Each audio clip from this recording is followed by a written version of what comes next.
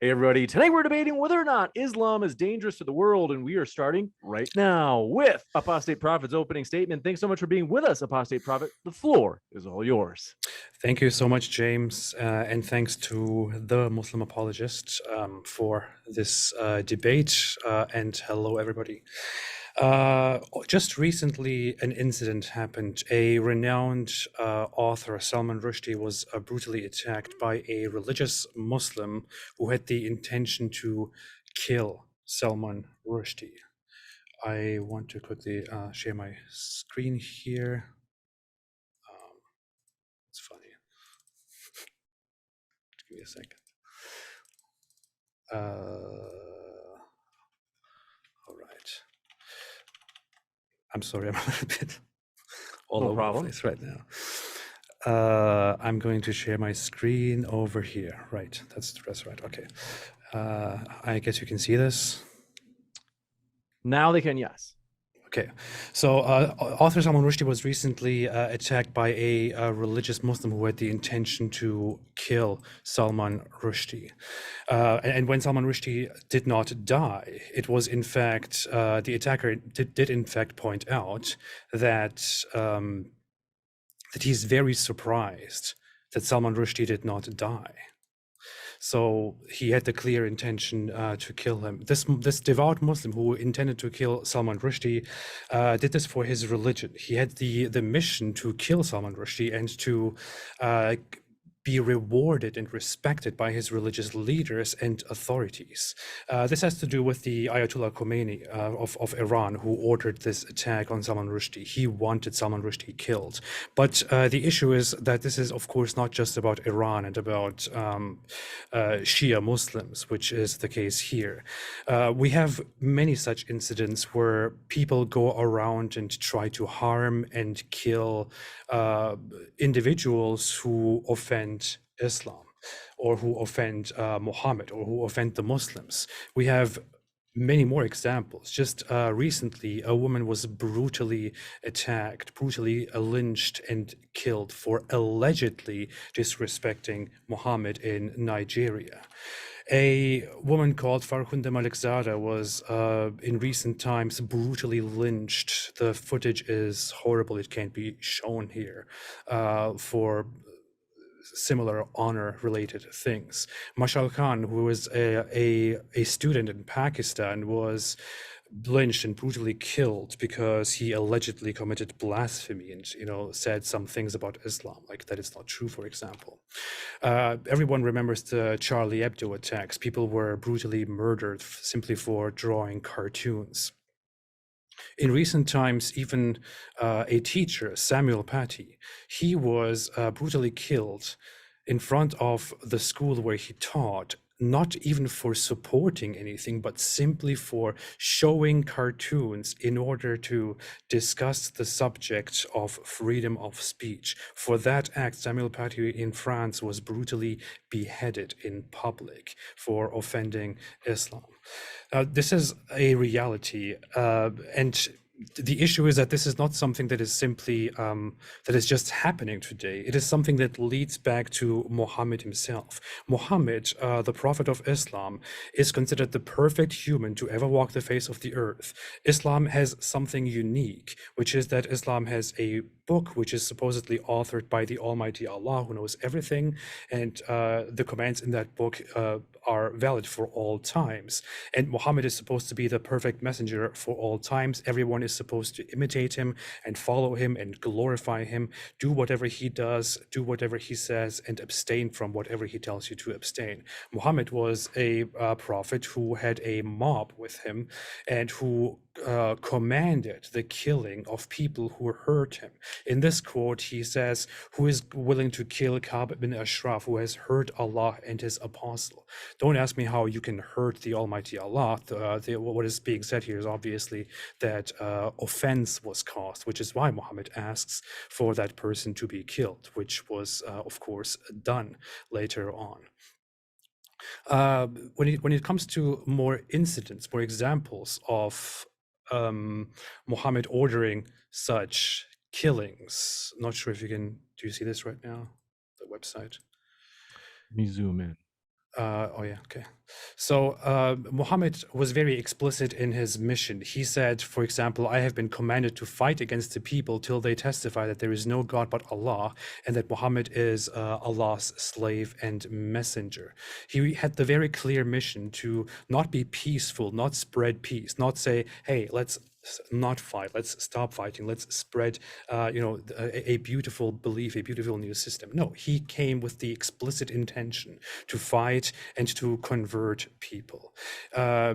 He was somebody who prophesied. In fact, this is a prophecy that is very well known throughout the Muslim world. He said that the hour will not be established until you fight the Jews, and the stone behind which a Jew will be hiding will say, "O Muslim, there is a Jew behind me, so kill him." Muslims globally know this. This is Muhammad's prophecy. He says that the hour will not be established until this happens. So this must happen. Muslims must fight the Jews and kill them all. And even the rocks and stones will say, there is a Jew behind me, come and kill him. People tell that to each other throughout the Muslim world. Muhammad also famously said that whoever changes his Islamic religion should be killed. Islam has an apostasy law that is very widely known, which Muslim scholars across the Islamic schools have established and followed. People like me who leave Islam are supposed to be killed according to the Islamic religion and jurisprudence. Now,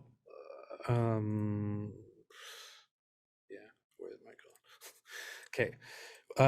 Of course, Muhammad's words are not the only problem here. When it comes to the Quran, we can also find in Quran chapter 9, verse 29, which is one of my favorite Quran verses, to be honest, that the Quran commands the following: fight against those who do not believe in Allah or in the last day, and who do not consider unlawful what Allah and His Messenger have made unlawful, and who do not adopt the religion of truth, Islam, from those who were given the scripture. So, those who don't believe in Allah, in the last day, in Muhammad, and those among the people of the scripture, meaning the Christians and Jews who don't adopt Islam, are supposed to be fought according to the Quran until they give the jizya, which is an Islamic concept, which is basically protection money. You subjugate the opponents, the disbelievers. They pay protection money to you, in exchange for their life as a subject, as second-class citizens in your empire. And if they don't pay that, then they are basically fair game.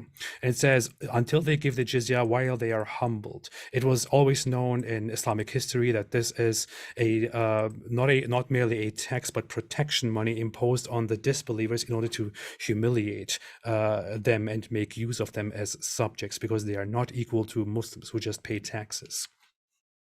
The Quran further very often describes disbelievers in extremely dehumanizing and insulting ways. For example, of course, a Muslim apologist would come and say, "Oh, this is just descriptive," but it says that Allah created for hell many of the humans and the jinn, which are mythical beings that don't exist. And it further says that they are like livestock, rather they are more astray. Further, it says in other Quran verses that those who disbelieve among the people of the scripture, meaning Jews and Christians, and the polytheists will be in hell forever. Those are the worst of creatures. It says the similar things in other verses as well. It repeatedly describes the disbelievers, those who don't believe in Islam, as basically lowly creatures which deserve no dignification.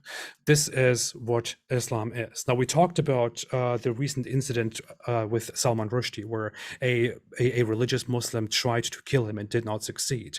This is not something that happens across the religious globe. It is something that is unique to Islam. It is only Islam which constantly and repeatedly sends shockwaves throughout the world by taking lives and attacking people in public. For example, a very simple challenge. I know some people will come and say, but what about what happened in Spain in the 15th century? Well, here's a very simple challenge. Give me one example in today's time of somebody being attacked brutally with the intention to kill, or somebody being killed because they offended a different religion other than Islam, and Muslims throughout and those people throughout their religious group actually celebrated it. You cannot find a single example. In the case of Salman Rushdie, for example, Salman Rushdie was attacked with the intention of killing him, and this is justified and celebrated or excused by Muslims across the world. If you want to pull up the public opinion on this, you will see that Muslims justify it, refuse to condemn it, and most Muslims on social media will end up celebrating it. You cannot find an example of such a thing anywhere across religions. It simply does not exist. Yes, you may find some oppression that happened 500 years ago in Europe. You might find other things that happened 2,000 years ago, human sacrifice, whatever it is. But we're talking about right now. Is Islam dangerous right now? Islam is the only religion which causes these problems over and over and over again. Other religions simply don't. And as you can see, Islam does not cause these problems because Muslims just, misunderstand their religion and are somehow affected by circumstances that have nothing to do with their religion. No, Muslims directly take these motivations to kill and to harm from their religion, which dehumanizes the disbelievers and which commands to fight the disbelievers until they are humiliated, until they are subjugated. There are so many more examples that we can go into, such as that Muhammad asked his loyal followers to go and destroy temples. Dhul Khalasa was a temple, for example. Muhammad famously said, who will rid me of this temple? And then one of his loyal minions went and destroyed it and killed whoever was there. Muhammad actually applauded that and said, may Allah bless you and your tribe. Muhammad had rough guys with him like Omar, who threatened to kill a child, which 30 seconds left, which Muhammad did not refuse by saying, no, we don't do that. He simply said, there is no reason to do it right now. So this is Islam. Islam is clear as day, dangerous. I'm an apostate. I have a death sentence. I'm supposed to die under the Muslim Apologist's perfect worldview in his Islamic nation. So I don't know that if there's anything else more to say to this. Thank you. You got it. Thank you very much for that opening statement. And folks, want to let you know, if it's your first time here at Modern Day Debate, we are a live debate channel, neutral, hosting debates on science, religion, and politics. So we don't take any stances ourselves as a channel. We hope you feel welcome no matter what walk of life you are from, Christian, atheist, Muslim, you name it. We're glad you're here. And with that, we're going to kick it over to Muslim Apologist for his opening statement as well. Thanks for being with us, Muslim Apologist. The floor is all yours. All right. Thank you, James, for that opening. So, by the way, just to be clear, how many minutes do I have? You have 12 minutes, and I forgot to mention, I did want to mention, thanks for tuning in with us, as it's somewhat early in the morning there, as Muslim Apologist is actually in Malaysia tuning in. So we appreciate you making that work with your morning schedule. And like I said, 12 minutes, the clock is set for your opening, Muslim Apologist. All right. Thank you, James. Assalamu ala man ittaba'a al-huda. I begin his opening statement with all absolute praise be due to the one true God of Abraham and his last messenger, Muhammad sallallahu alaihi wasallam. Alhamdulillahi rabbil alamin, wassalatu wassalamu ala ashrafil anbiya wal mursalin, wa ala alihi wa sahbihi ajmain.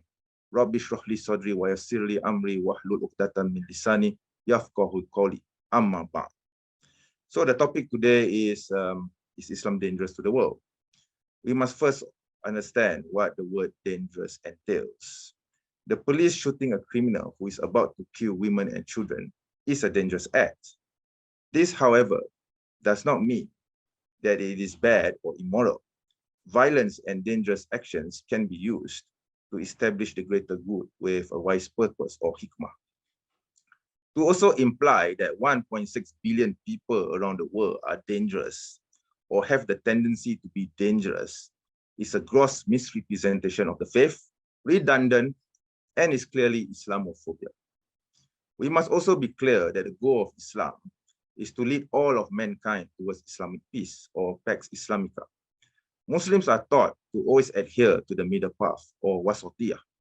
This is characterized neither by liberal nor radical religious thought, but through the promotion of tolerance, balance, equality, consensus, reformism, and in short, the summum bonum of all things that take the middle path to materialize as the Khairul Ummah, or the best of people. In order for these things to be achieved, it is recognized that the Islamic ethos, or the Watan Sha'um, the primary objective of the implementation of Islam is the realization of its benefit of maslahah to mankind, which concerns their affairs both in this world and in the hereafter. So this framework of objectives, which are based on benefit, maslahah, or the wise purpose, hikmah, is known as the maqasid ash-sharia, or the objectives of Islamic law after its implementation. In French, it's known as finalité, in German, Zweck, in Greek, telos. So the fulfillment of Islamic law covers the protection and preservation of these 5 fundamental objectives, which are faith, life, intellect, lineage, and wealth. Now, these values are universally transcendent and are seen as absolute requirements to an individual's survival and spiritual well-being, to the extent that the destruction or collapse of any of these objectives will precipitate chaos and the demise of the standard order in society. Now, about faith, the first objective. Islam values the maintenance of faith in God and the societal way of life based on this principle. Okay. To achieve this, Islam ensures that any threat to this value is nullified before it causes a danger to the Muslim community as a whole. This would include freedom of religion, a safe and secure environment which would allow Muslims to practice their faith without any threat, getting rid of Islamophobia, as it is currently rampant in Western nations, and all these things are done while ensuring that other religions are also allowed to practice their respective faiths in peace and harmony in a Muslim-dominated society. And as any other self-respecting nation would do, Islam also takes preemptive steps as a countermeasure to ensure that this way of life is not undermined. This legislation is no different from how the United States, for example, treated Edward Snowden, Joseph Ahmed, Jonathan Pollard, Julian Assange, when they pose a threat to the integrity of the government. In light of achieving the greater good in this context, how then is Islam a danger to the world? Now, the next objective, life. Islam values the protection and value of human life. Islam ensures that peace prevails throughout the world via any means that can achieve this aim. Islam is most certainly not a danger to the world if it values human life, because according to the words of the Quran itself, to kill one human is as though you have killed all of mankind. The purpose of justice in Islam, which includes the hard laws, is to ensure that crime is controlled and that the person involved can be reformed, or otherwise be taken out of society so that he or she will no longer be a threat to anyone else. Criminologist Edwin Sutherland published the Principles of Criminology in 1939. Sutherland argued that the criminal behavior was learned, not an inherited trait. So exposure to crime, either through relatives or peers, gave a youth frustrated with his or her social status a choice to pursue crime. These bad influences could be lessened by good relationships with parents, teachers, an employer, or the community, values which Islam promotes. How then does this prove that Islam is a danger to the world? Now, the next objective, intellect. Islam cherishes and preserves the intellect, which is why throughout Islamic history, we see various advancements and achievements in the development of science and technology in the Muslim world, right up until the beginnings of Western colonialism and the fall of the Caliphate. At the same time, Islam also preserves and protects the intellect by forbidding alcoholism. On average, roughly 40% of inmates who are incarcerated for violent offenses were under the influence of alcohol during the time of the crime. True, alcohol may give people happiness, but that happiness is temporary. Not only does it lead to criminal activities, but it also leads to other vices which ipso facto jeopardize or badly affect the other values that I've mentioned earlier. So tell me again how Islam is a danger to the world. Now, the next objective, lineage. Marriage is deeply rooted in natural human instincts. We crave romantic affection. This is a natural human inclination. So sociologists call this pair bonding, and studies have proven that couples who are married are happier than non-married couples. Islam advocates the family unit and ensures that the lineage of mankind continues throughout the centuries. Towards this end, Islam ensures that the laws are in place to curb negative values that are a threat to the integrity of a family unit. And I'm not just referring to the Rainbow Club. Marriage requires sacrifices from both sides. Liberals are not interested in sacrificing their individual freedom. In the West, the concept of marriage is dying. People are barely getting married, and according to Pew Research, 70% of people will not choose to get married. Now you contrast this with Islamic law, which preserves marriage and the family. Islam does recognize individual freedom and other values, but it doesn't focus on them alone, because there are more important values for a society and family to function. So again, how does this make Islam a danger to the world? The last objective, wealth. Islam encourages the preservation and maintenance of wealth. Islam does not frown upon capitalism. At the same time, Islam also encourages elements of socialism and welfare in the form of Islamic thief of zakat and sadaqah of charity. Islam also implements taxations which are just and fair to run an administration of a state. Islam also recognizes that being poor and needy leads to instability and chaos in society, and tries to remove this by banning gambling and interest. This is consistent with what has been attested to by Western criminologists today, that a general disorder in the neighborhood leads to increased antisocial behavior and eventually to serious crime. So Islam does this without the need to rely upon secularist, humanistic values which are contrary to the Islamic economic and finance system. The implementation of an Islamic economic system has ensured success for Muslim nations even until today. We have Islamic bonds of Sukuk and the Islamic banking system which have existed in Malaysia and in many parts of the Muslim world for over 30 years. So again, how does this support the position that Islam is a danger to the world? Now, to summarize all this, Islam is basically a realistic and a religion of pragmatism. It does not see the world purely from dystopian or utopian lenses, because the real world that we live in is neither this nor that, but it could be both in various situations. So in light of this, Islam does use force wherever and whenever it's necessary in order to achieve a wise purpose or hikmah behind every action and in the context of events. Now, it cannot be stressed enough that context is important in order to evaluate the every action of any Islamic ruling or values as recorded in the hadiths or in Islamic history. Muslims are always taught to always strive for the middle path and are never taught to be extremists on either the left or the right of the political spectrum of things. Islam is a holistic way of life, which is the end result from the values derived from maqasid, as I've mentioned before. And this is one of the goals of Islam as well, to build a relationship between man and God, hablum minallah, and a relationship between man and man, hablum minan nas, in order to eventually move towards to and achieve Pax Islamica. So I cherish these values that Islam clearly promotes. Therefore, in conclusion, and in my opinion, Islam is a danger to the world only if you are a degenerate, a career criminal, a selfish or a lawless person without care for society, or a very, very mentally disturbed interviewer. And with that, I end my opening statement. Thank you, James, for the opportunity to participate. Thank you very much for that opening statement. And want to let you know, folks, we have a juicy debate that has been rescheduled. It didn't happen last weekend, but it is happening tomorrow. It is a tag team flat earth debate. It's going to be a great one. And we have many more debates in addition to that one coming out.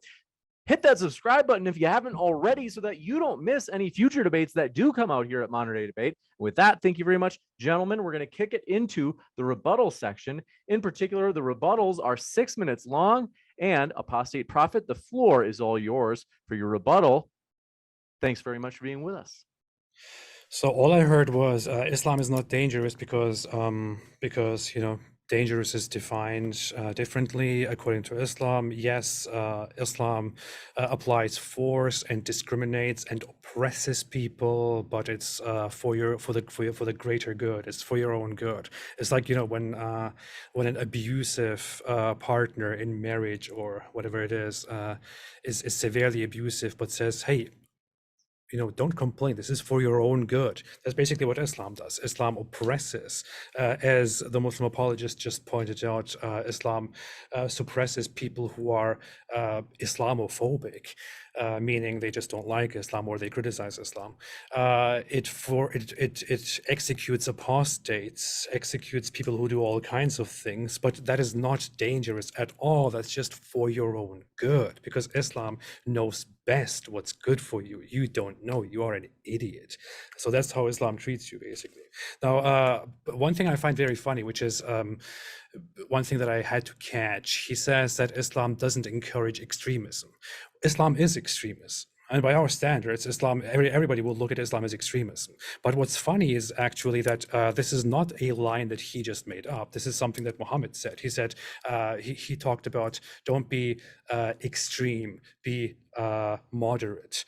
And this is common among Muslims of all kinds to say, we are moderate, we are not extreme.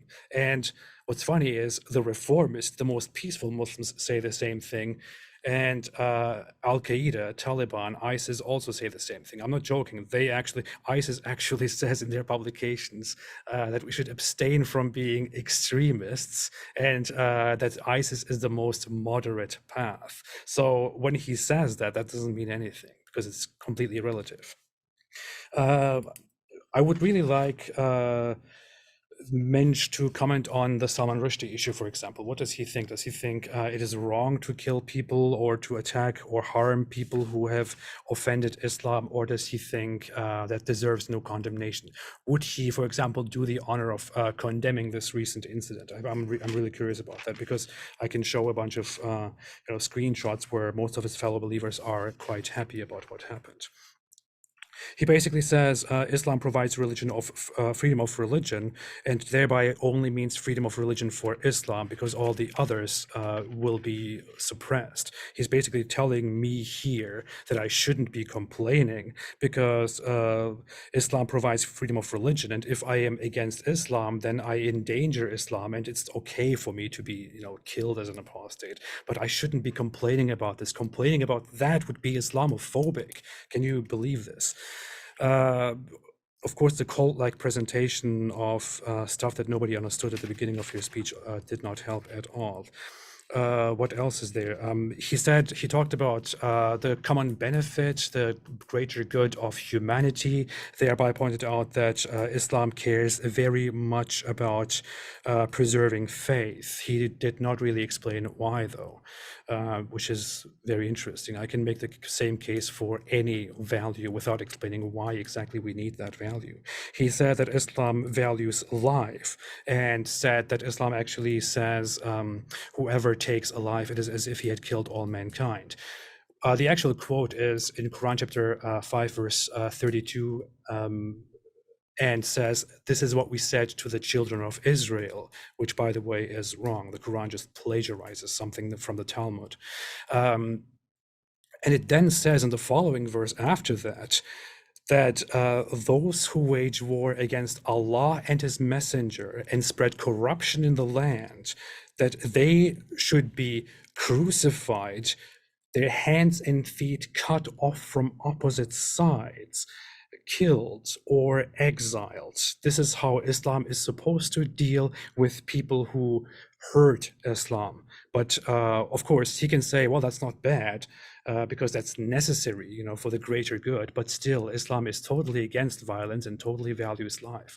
Yeah, well, you also value fighting disbelievers and correcting them, and then still say, but Islam values life. That's not really how it works. He spoke of intellect, which I find very funny. I don't even know what to say about that. Talked about lineage, which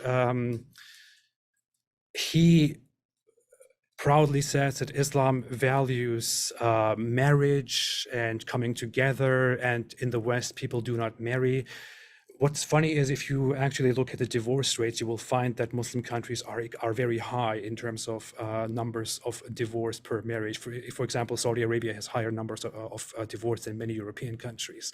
And the same goes for many other Muslim countries. Islam also is not about a man and a woman and children. It's about a man, possibly 4 wives, sex slaves, and multiple children. Islam also allows for you to marry a little child. For example, I'm sure Menj here will have no issue with the fact that Muhammad himself married a 6-year-old child when he was 55 years old and had sex with her. I'm sorry, James, I know you don't like when this is brought up here. Had sex with her when she was okay with 9 whatever you years bring up, old. but you only have about 10 more seconds. When she was 9 years old. And so that is the family value of Islam. I don't think anybody wants this, anybody needs this. It is harmful, it is dangerous. Thank you. And time. We'll kick it over to Muslim Apologist for his rebuttal as well. Same thing for you, Muslim Apologist. Got the clock set for 6 minutes. The floor is all yours. Okay, thank you, James. Yeah, by the way, Mr. Idemir, my name is not pronounced Menj. It's pronounced M-E-N-J. Please get that correct, right? They are my initials, okay?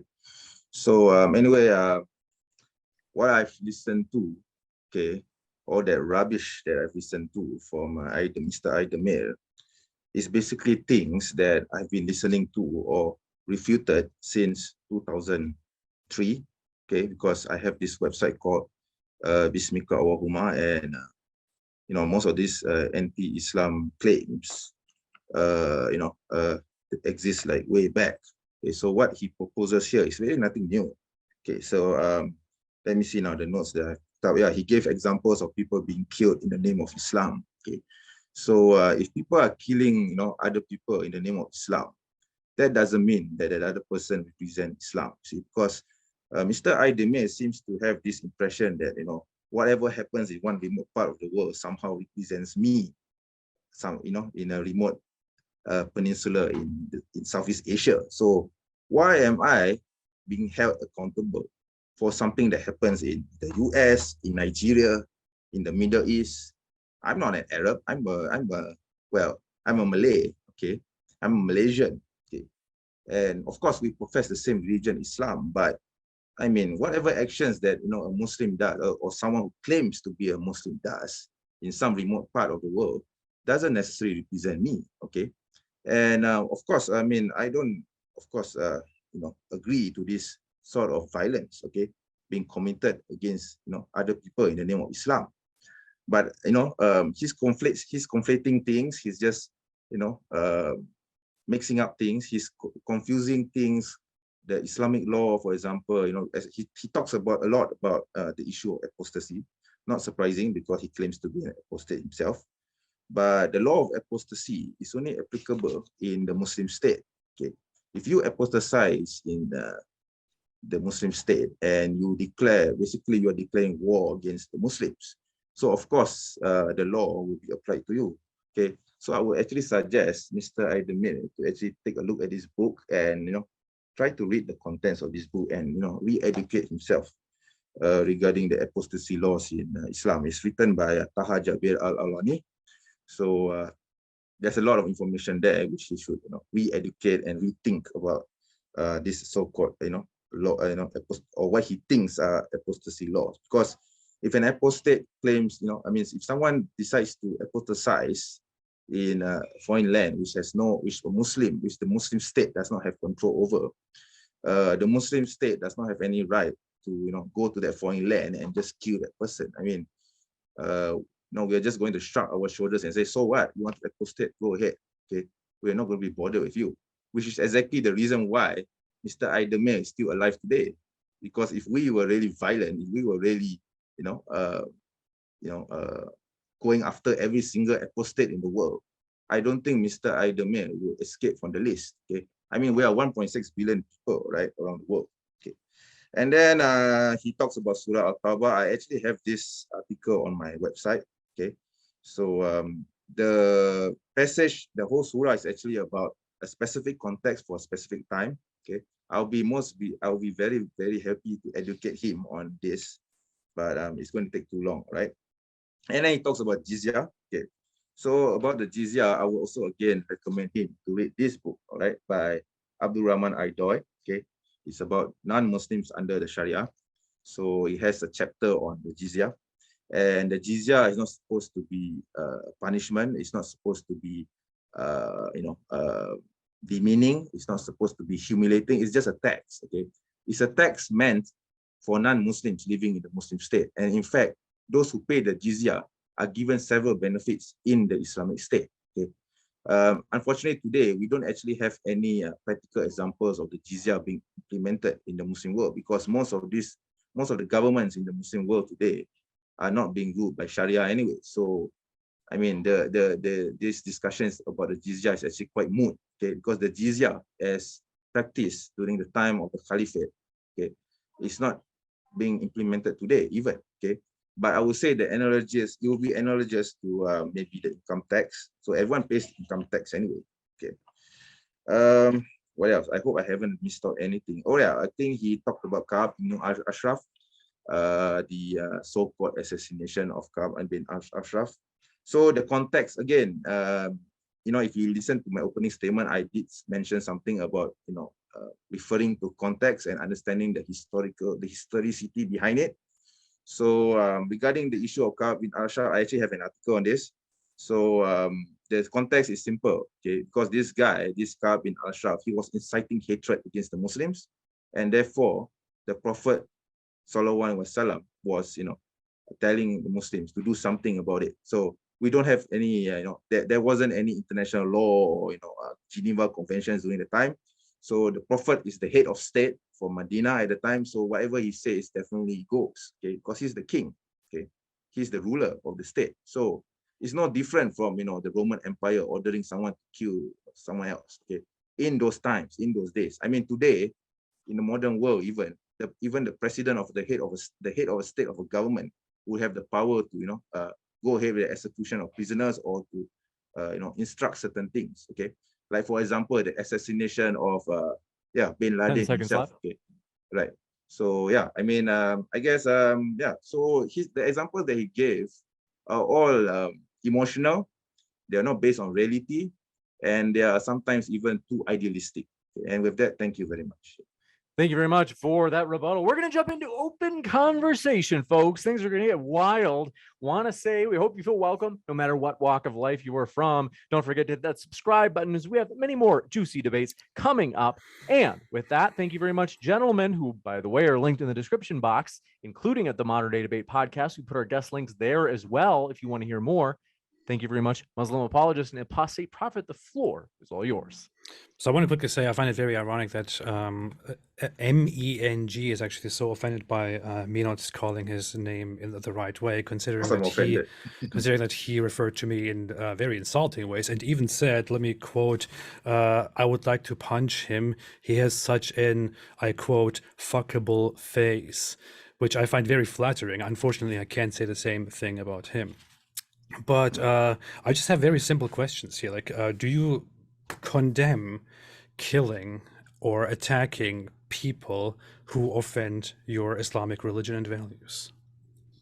You want the short answer or the long answer? That's the thing. Very simple. Do you condemn any attack or killing of people who offend Islam? Of course I do. I mean, I already said it in the rebuttal, right? I mean, what else is there to say? So you are against. You're absolutely against. For example, the Salman Rushdie attack. Do you think it's completely wrong to attack Salman Rushdie? Well, specifically to Salman Rushdie, I don't actually have an opinion on the incident because frankly I don't care about him. Okay, to me, he's a persona non grata. He has no influence on me, on my life. So why would I have an opinion? How about a different hypothetical then? Care? How about a different hypothetical? What if somebody draws Muhammad cartoons, like very obscene Muhammad cartoons, and makes fun of them and makes them like a cartoon character that I don't know, out and all that? Do you think it's okay to attack them? In the Muslim world, I think he'll be dealt with accordingly. But if it's done in the West, I can't do anything about it. And of course, I would condemn that action. I'm not going to accept that. I never am going to accept that. That's good. I appreciate that. That's good. So you think it is totally wrong to harm those people? That's very nice. No one has the right to harm that person unless if he's in the Islamic State, right? So then there's a different story. Okay. So what you're saying is I'm totally distorting things because I'm making it look like Islam is very violent and offensive and oppressive because yes, you are. Because Islam is not right like that at all, because only in an Islamic state would we all be slaughtered for offending Islam. Outside of an Islamic state, that wouldn't I God. wouldn't That's what you're use the saying, word right? slaughtered. I think that's very biased and very prejudgmental of you to say slaughtered. Okay, because there are laws and processes, court processes. Okay, I mean, you're not going to be dragged to some forest and be beheaded, right?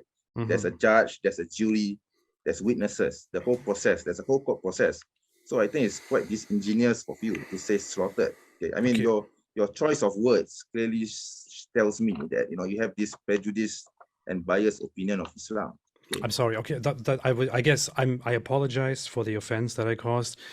If an Islamic State executes a bunch of people who offend Islam, including me for my apostasy and my outspoken opposition to Islam, then I will be respectful and abstain from calling it slaughtering while I'm being killed. I will No, just say you see, the thing killed. is, the thing is, no one can, no Muslim state in this, if you don't commit the crime in the Muslim state, no one can come and hunt you down and kill you because the offense was not committed in a Muslim state. Like, for example, if I were to go to the US and I were to rape and kill anyone in the US,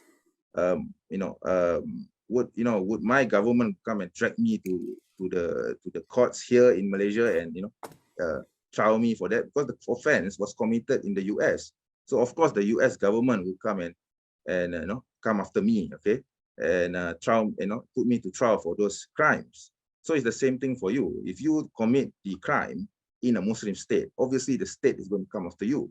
But Okay, if you are going to commit the crime in another country, in a sovereign nation, which has nothing to do whatsoever with I think we Islam, established that. So what you're basically saying yes, is, I would be killed, others would be killed and executed and judged and all that, but it's not bad because I'm it not saying happens. that. I'm But not it happens saying in that. front I'm of a saying court that of if the law. crime is done in a Muslim state, have you been doing the crime? I know that's what in an I'm Islamic saying. state? So that's what I'm saying. So let's get the logic straight here. You are a Muslim apologist who has the intention of defending Islam and spreading Islam. In your ideal world, people would convert to Islam. If most people convert to Islam, then we would live in a Muslim country. If we live in a Muslim country, the Muslim country should adopt Islamic laws. If we are in an Islamic country, then people like me who leave Islam and openly talk about it would be executed because we are criminals. Did I get that right so far?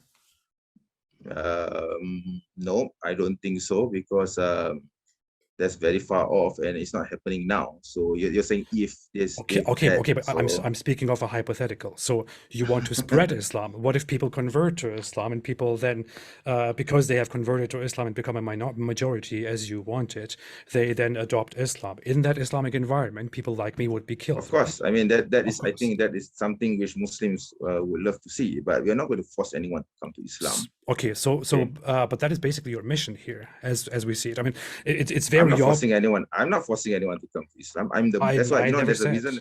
I never said you were forcing anybody. Aidemir, excuse me, let me speak. First of all, there's a reason why I call myself the Muslim Apologist. I don't call myself the Muslim Da'i or the Muslim, caller to Islam. Okay. The reason why I call myself the Muslim Apologist is because I personally do not have any intention whatsoever to convert anyone to Islam. I only come here to defend Islam, to present Islam as it is, and to present, and to refute people like you who are spreading lies about Islam. That's it. Okay. Did I ever say that you want to convert, that you want to force people to convert to Islam? I never said that. But you seem to imply so. You seem to lump me into those who want. I never said that you want to force people to convert to Islam. What I'm saying that's is, what you're implying. You Muslim apologists are out here defending Islam or preaching Islam. Yes. So no, I'm not preaching Islam. I'm defending Islam. There's a difference. There's a difference. I mean, you are basically doing the same thing if you go out here and try to explain. If you want to pull, split hairs, and yeah, I mean, whatever it is. Whatever. I don't care what you personally do, but Muslims have the mission to spread Islam, and I guess I mean you are definitely aware of the fact that it is a Muslim mission, as Muslim scholars have acknowledged, and as Muhammad himself said, don't forget to say sallallahu alaihi wasallam, to spread Islam and to make everybody convert to Islam. If everybody converted to Islam, then we would get to such a state in which people like me would be executed. I mean, this is the basic logical conclusion. This is what that entails. So what we are, if you live in an Islamic state, then yeah, maybe. Yeah, wonderful. So do you think it's wrong? Do you think it's The wrong world for is huge. states You can to always oppress Muslims? Do you think it's okay for a country to put Muslims in concentration camps because it perceives Muslims as harmful people who, corrupt or endanger the culture and the system of the nation? Do you think that's okay? it's Because happening that's now. It's yeah. happening So now. do you think it's I mean, right? of course, I don't think it's right because as a Why? Muslim, I feel the pain of my brothers and But it's their, sisters but it's who but are it's the being, law. It's their yeah, law, so they can right. do whatever they want. Yes, exactly. So that's why. So I can't do anything about it. What can I do about it? So people say, or there are many reports that Uyghur Muslims, an ethnic minority, including and also other ethnic groups and religious groups, by the way, but mainly the Uyghur Muslims, are apparently brutally oppressed in China and taken to what you could call concentration camps and forcibly re-educated and so on. But if we want to go by your logic that, it's not wrong because, a country has laws and all that, then we should also accept that China oppressing Muslims and forcibly re-educating them and making them loyal minions of the Chinese totalitarian state is also not wrong and not bad because they're just doing what's best for them. It's just the law, right? Well, the issue of the Uyghur, I think that's a very complicated issue. It's not as straightforward as you would think it seems. Of course. Okay? Now it's complicated. Now it's Yeah, of complicated. course, because It's actually I very know simple. no, please don't cut me off, right? Basically, the issue of China and Uyghur is a political matter, right? So it's not really because of persecution of their religion. Okay? It's because of other nationalistic issues, right? So these Uyghurs, they were sent to concentration camps because the China is basically an atheistic nation. You're actually condemning your own fellow believers, Atheism is not a religion. non-believers. Okay, I don't have I anything mean to do with. that's why that's your definition of religion. But for me, atheism is a form of religion in a way. I mean, everyone has a religion. This is a very or nice ideology. deflection, but you're Okay? completely going astray from the actual topic. It doesn't matter if it's a Let me national go back. political Okay, issue or all right. whatever it is. It is about laws You're and cutting me what off China again. You're cutting me applies off again. because you're changing the topic. Sorry, you're cutting me off again. I have to go in I'm 2 minute reversing back segments to if the it can't topic, be, right? just to make sure there's no speaking over each other. Yeah, okay, sorry about that. But anyway, the thing is, the Uyghur issue for me is something which doesn't really relate to religion. And of course, I disagree with what China has done, but there are specific contexts and ethnic considerations there. Okay, there are a Muslim population in China which is not Uyghur, by the way. They are not being sent to concentration camps. Okay, and the Hui Muslims, for example, they have been there for centuries. Okay, Islam is a recognized religion in China. Okay, by the way, and other religions are actually banned. Okay, so the issue of Uyghur is much more complex than you may think. It's not about oppression of Muslims. Okay, Not really. here's the thing. It doesn't really matter whether it's on a religious basis, an ethnic basis, a political basis, whatever it is. You see that many of your fellow Muslims and Muslim apologists go out there protesting and condemning China, for example, and accusing them of horrible crimes, say this is wrong, when will the world step in, and so on. Well, with all due respect to them, I don't think they understand the situation in China. Do you think they are they're xenophobes? Do you think they are anti-Chinese propaganda people who No, should I stop don't. doing that I because don't. they spread hate? No, But no, I don't. but here's the issue though. When I oppose Islam because of Islamic laws and the policies that Islam presents, you say that I am an Islamophobe who twists Yes, you are. things and whatever it is. Without a doubt. But Without a doubt, you are.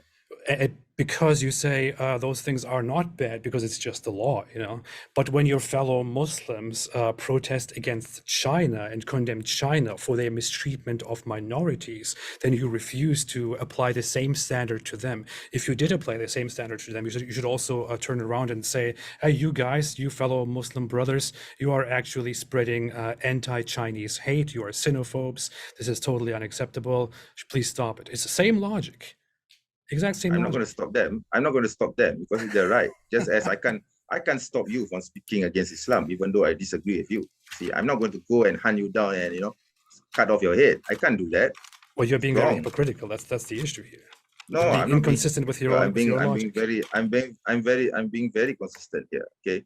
So for me, the issue of the Uyghur has nothing whatsoever to do with Islam. But this Muslim apologists that you say, the other Muslims, my fellow brothers who think that this issue affects them, if they go out and protest, it's their right. I mean, it's their freedom of speech. Aren't you the one who, promoting so-called freedom of speech, and you're blaming Islam for not promoting freedom of speech? So it's kind of, disingenuous, I would say, for you to, say that they can't do this, but just because, and I think that the issue of, apostasy in Islam is much more larger than, your narrow-mindedness, I would say. It's actually and your not very narrow complicated. understanding. It's Yeah. not very complicated. Islam is very clear on this. If somebody leaves Islam and leaves the Muslims and speaks on it, this is the scholarly consensus in Islam, then that person is to be executed. There are now differences in how to deal with this. If it's a man or a woman, I read many books on this matter, including many books I don't think you have read many, this. many I books don't of think you fiqh. have read this. I read many books of fiqh. So I don't believe you. Honestly, I don't Islamic believe law, you. I don't care if you believe me or not. Let me speak.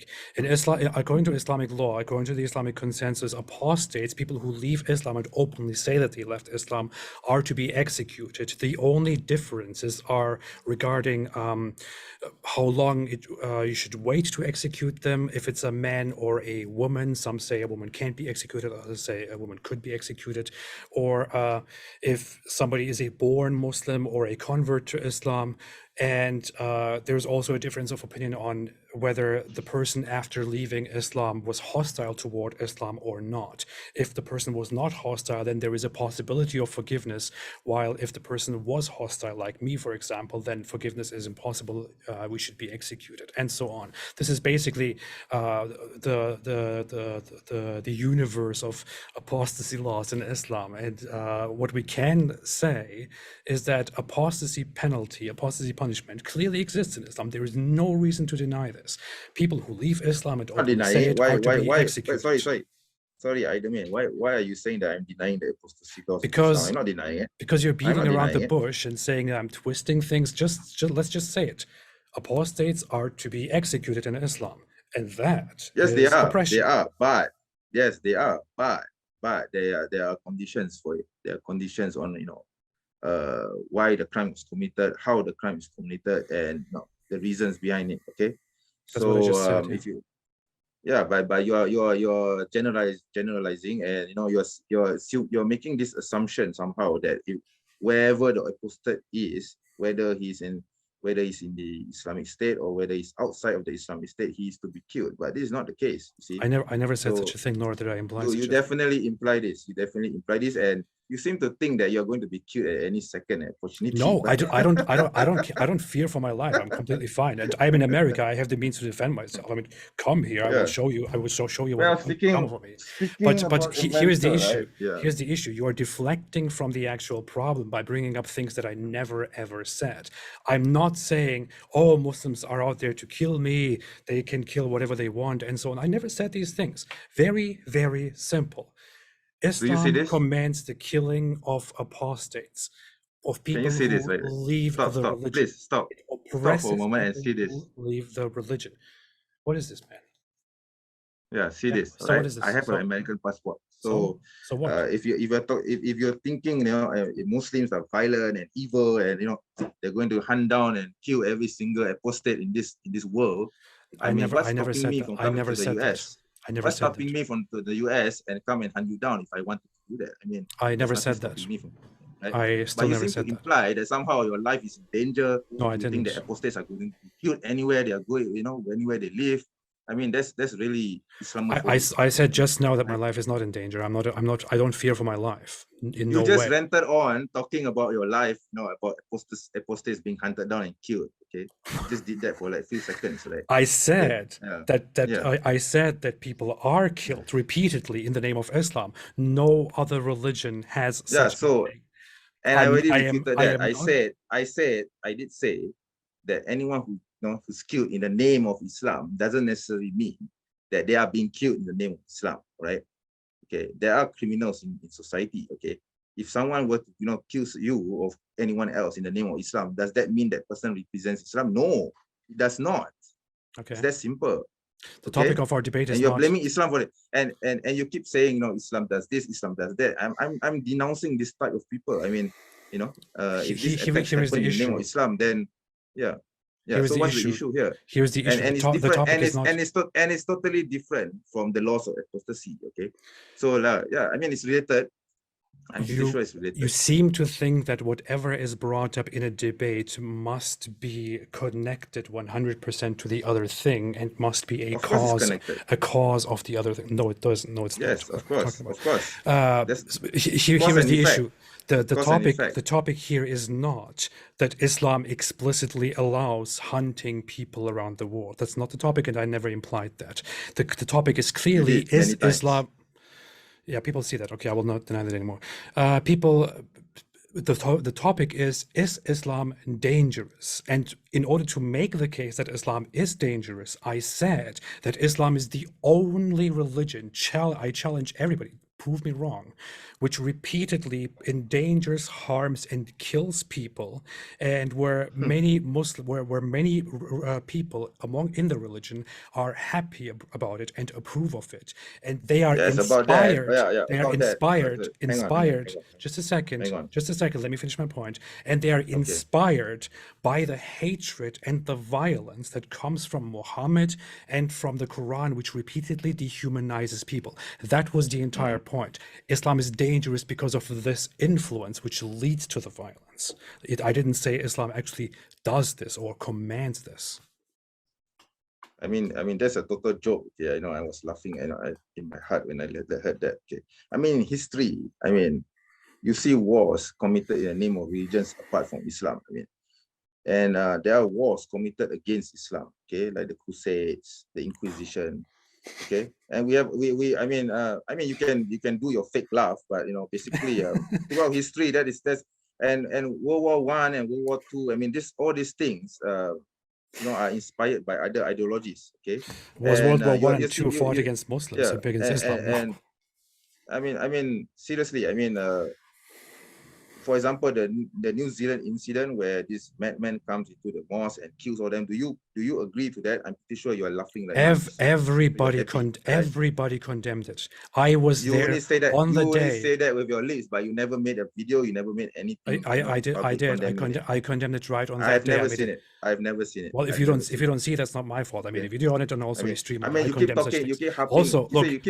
The issue here is everybody. Salman Rushdie, but you never talk about the New Zealand incident. You never talk about Anders Breivik killing the Muslims. You never talk about Anders Breivik didn't kill Muslims. You never talked about America going to Iraq and killing millions of Muslims. You never talked about Afghanistan, where thousands and millions of Afghanis were killed by American soldiers. How many Muslims did Anders Breivik kill? And don't forget the Bosnian War. Let's not forget the Bosnian War. The how many Muslims did Anders by the Breivik religion to kill Muslims? Okay. Yeah. Okay. Let's not. Are you going to have a conversation with me, or do you just want to rant? I mean, I already made my point. I think I already made my point. Okay. How many Muslims did Anders Breivik kill? Sorry, I misspoke. Not Anders Breivik. Sorry, I wasn't. He didn't kill any Muslims. You are talking. Not that I know of. Not I know of. But he did kill a lot of people. Oh my God! Right? Can you please let me speak? I mean, yeah. I mean, I already let you speak, so let me speak. All right. You are speaking forever. I'm waiting for you to stop so I can speak, and whenever I stop speaking, you jump in again. Okay, go ahead. All right, sorry about that. Sorry if I interrupted too, okay?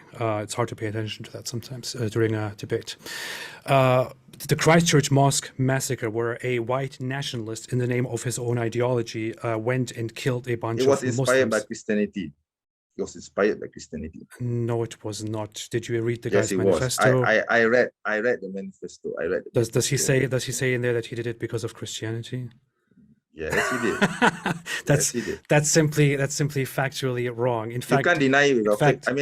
Your fake laugh doesn't change that fact. Can you prove it? Can you quote it? Because I had read it, and he clearly even says upon the question, "Are you a Christian, or do you believe in Christianity? Do you believe in God?" He says, "I have a copy of." He says it is complicated. I don't know where it is. He says it is complicated, and he clearly says that his intention is not to kill Muslims because he hates them or to be inspired by Christianity. His intention is to combat this whole replacement of white people by non-white people, which is why he did this act. That's what he says. It has no connection at all to Christianity. It is about white nationalism. And the comparison here, remember the challenge that I made earlier. I don't know a single person who approves of that massacre. Everybody condemns it. Not the same thing when a Muslim kills non-Muslims who offend Islam. People rejoice over it. Do you want me to share my screen? I can share with you hundreds of comments where Muslims online celebrate the attack on Salman Rushdie, for example, or people excuse the attack on the Charlie Hebdo cartoon organization. People doesn't mean I excuse all kinds of agree with it. things. So I don't why are care you if you assuming that I agree with it agree or with it? not. What I'm saying Why here are you is, assuming? Why are you lumping me together with I'm the not saying people this is about you. comments? I'm saying Islam is dangerous and inspires such things, and Islam is the only religion which in Have you today's time actually read your repeatedly comments? kills people, Okay. and people rejoice over it. No other religion does this. You bring up the Crusades, which happened almost 1,000 years ago, as if they were comparable, whereas Muslims waged global jihad the entire It time. I is. don't even know what your point is. Okay, since you're finished, okay, why don't Go you ahead. go to your comments, okay, to your comment section in any of your videos, and you read the hate that was written against Muslims. I mean, there's tons of it, okay, there's tons of it, okay. Yeah, I mean, back, when David's channel was up, okay, you could actually see the comments, all the hate against Muslims. I mean, you go to any channel, okay, any channel which has anti-Islam content, and you just read the comments, and you tell me whether you agree with those, whether you agree with that hate. Because if you agree with those hate, then you're an Islamophobe. It's really that simple. I don't hear you condemning those. I even made a video really in which simple. I said I don't hate Muslims and I don't think it's right to hate Muslims. Do you think any of your Muslim apologists or you yourself ever made an effort to say, hey, we should not hate people who leave Islam, we should not hate apostates, we should actually understand them, and so on? Did you ever make such an effort?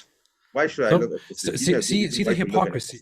See the hypocrisy. You're crying about hate against Muslims because some people say why should I love some people say some mean things about any Muslims more than I should love a rapist? But then you you openly hate apostates and you approve of killing them in an Islamic state. But then you complain about some mean comments about Muslims and call it hate. What a hypocrite! I'm not complaining. It's their right to make that comment. I'm just pointing out your hypocrisy because you're saying, oh, Muslims are happy that Salman Rushdie was stabbed, but you don't seem to see in your comment section where people are saying, oh, Muslims are so evil, they should be killed and destroyed. Show me one comment that says there's so much. I don't have to. You just go to your comment section. I have never seen such a comment in my comment section.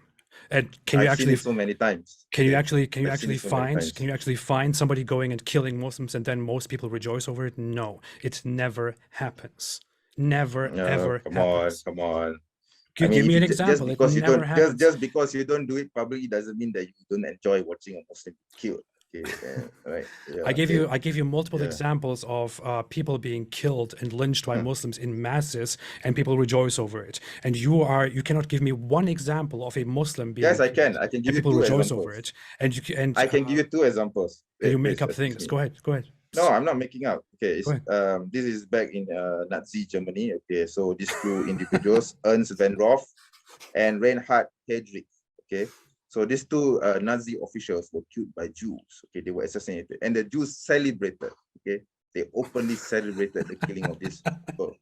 So, I mean, why are you laughing? I mean, you gave me you asked me to give you an example, right? So I did. I just did. Okay, right. So challenge. I think this is actually a natural reaction of any human anyway. So why are you making it a big issue? It's nothing. It's nothing to be shameful about. Okay. So I'm pretty sure you were celebrating when Bin Laden was killed anyway. So I challenge you to give me an example of one religion which does the same thing of killing people who offend the religion and people celebrate it across the religious group. And you want me to read? You cannot give me a single example, but instead go back to the Nazi Germany where some Jews killed Nazis. Are you kidding me? That's actually a perfect example, right? It's a perfect example, an amazing example. What do you think would it be okay by your logic if we established policies in non-Muslim countries where we said, hey, what, Islam is a dangerous and harmful religion. It causes degeneracies and so on. So we should therefore ban Islam and execute whoever preaches and converts to Islam. By your logic, that should be completely acceptable because we are just looking out for the betterment of our own civilization and establishing laws. So you shouldn't be complaining about this. You shouldn't call it Islamophobia. You should put out your neck or get out. Isn't that right? Well, you should stop being a hypocrite, you see, because in the Bible, if you read Deuteronomy 13, okay, if you read Deuteronomy 13, Yeah. I'm going to read out a passage to you, so please keep quiet for a moment, all right? Sure, yeah, okay. If a prophet or one who foretells by dreams appears among you and announces a sign of wonder, and if the sign of wonder spoken of takes place, the prophet says, let us follow other gods. You must not listen to the words of that prophet or dreamer. The Lord your God is testing you to find out whether you love him with all your heart and with all your soul. It's the Lord your God you must follow, and him you must revere. Keep his commandments and obey him, serve him, and hold fast to him. The prophet or dreamer must be put to death for inciting rebellion against the Lord your God. Okay, yeah. That prophet or dreamer tried to turn you away from the way the Lord your God commanded you to follow. If your very own brother or your son or your daughter or the wife you love secretly entices you, let us go and worship other gods. Do not yield to them, do not listen to them, show them no pity, do not spare them or shield them. You must certainly put them to death. See, the apostasy law is in the Bible. I don't see you complaining about it. I don't see you saying, oh, you Jews and Christians, you're killing apostates. Your law is telling people to kill apostates. Why are you not denouncing it? Why are you focusing on Islam only? First off, I find you're being a hypocrite. Okay, I find it very funny that you actually quoted a Bible passage under which Muhammad would be executed because he was a false prophet who claimed to preach in the name of God. No, he's not. According to the Jewish law, Muhammad would be executed. And no. I mean, that's what the logic entails. But coming to your assertion of hypocrisy, can you show me an example of people today killing false prophets and people rejoicing over it? Go ahead. Aidemir, you made a false statement about the prophet, so I'm going to deal with that first, all right? So you said that, according to Jewish law, the Prophet ﷺ is going to be killed, right? But the answer is no. He did not tell people to worship false gods. He tells people to worship the one true God of Abraham.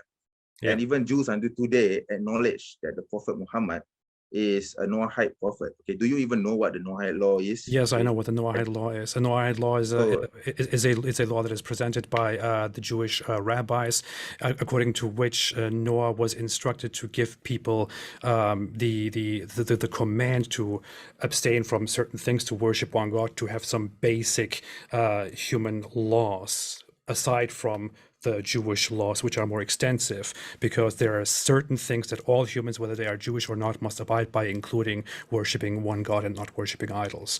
Here is the issue, though.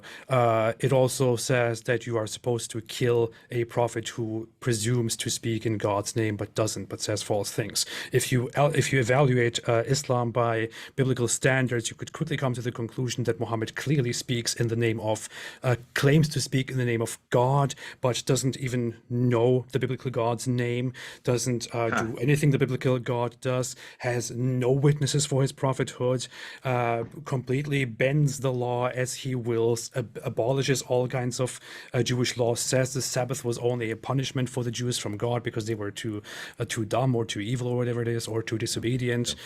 I mean, this is, under these standards, he would be executed. I'm merely bringing this up because you are bringing up this passage.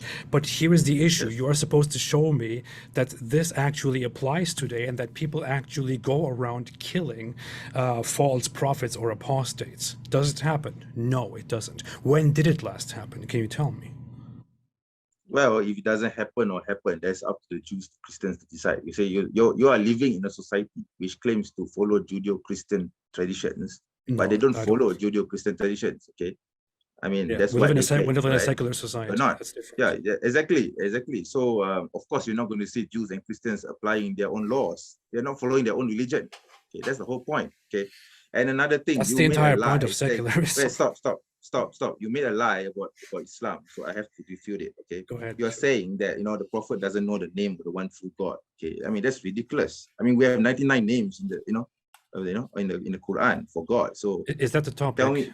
What? Okay, it's not a topic, but I need to refute you. Okay, so you keep saying, I know about your videos. Okay, you keep saying that Yahweh is the name of God. Okay, but it's not. It's a pagan entity. Okay, and of course we Muslims will not recognize this entity. And I'm going to prove it. Can you repeat that? Can you say that Yahweh is actually a pagan entity's name? Yes, and this is the pagan god here, right here, right? Okay. So this, if you can look at, okay. So why would I want to worship this being? Okay. I don't believe in this being as God. Okay. So your lie, you know, I know where you get this lie from. I know you got it from David. All right. So you don't David never talked about this. I'm actually the first person who ever extensively talked about this issue. I'm pretty. No, you're not the first person. That's the thing. You're not the first person to come up with this issue of Yahweh being the name of God. Okay. Tell me what does the name? And you know why? And do you know why I say this? Because back in 2004, 2005, I was confronted with this issue. You know, a Christian guy actually asked me or tried to challenge Islam by, accusing Islam of saying that Yahweh is the name of the one true God, the divine name, and therefore Muslims are not on the true path because Muslims do not know this Yahweh. And I refuted him.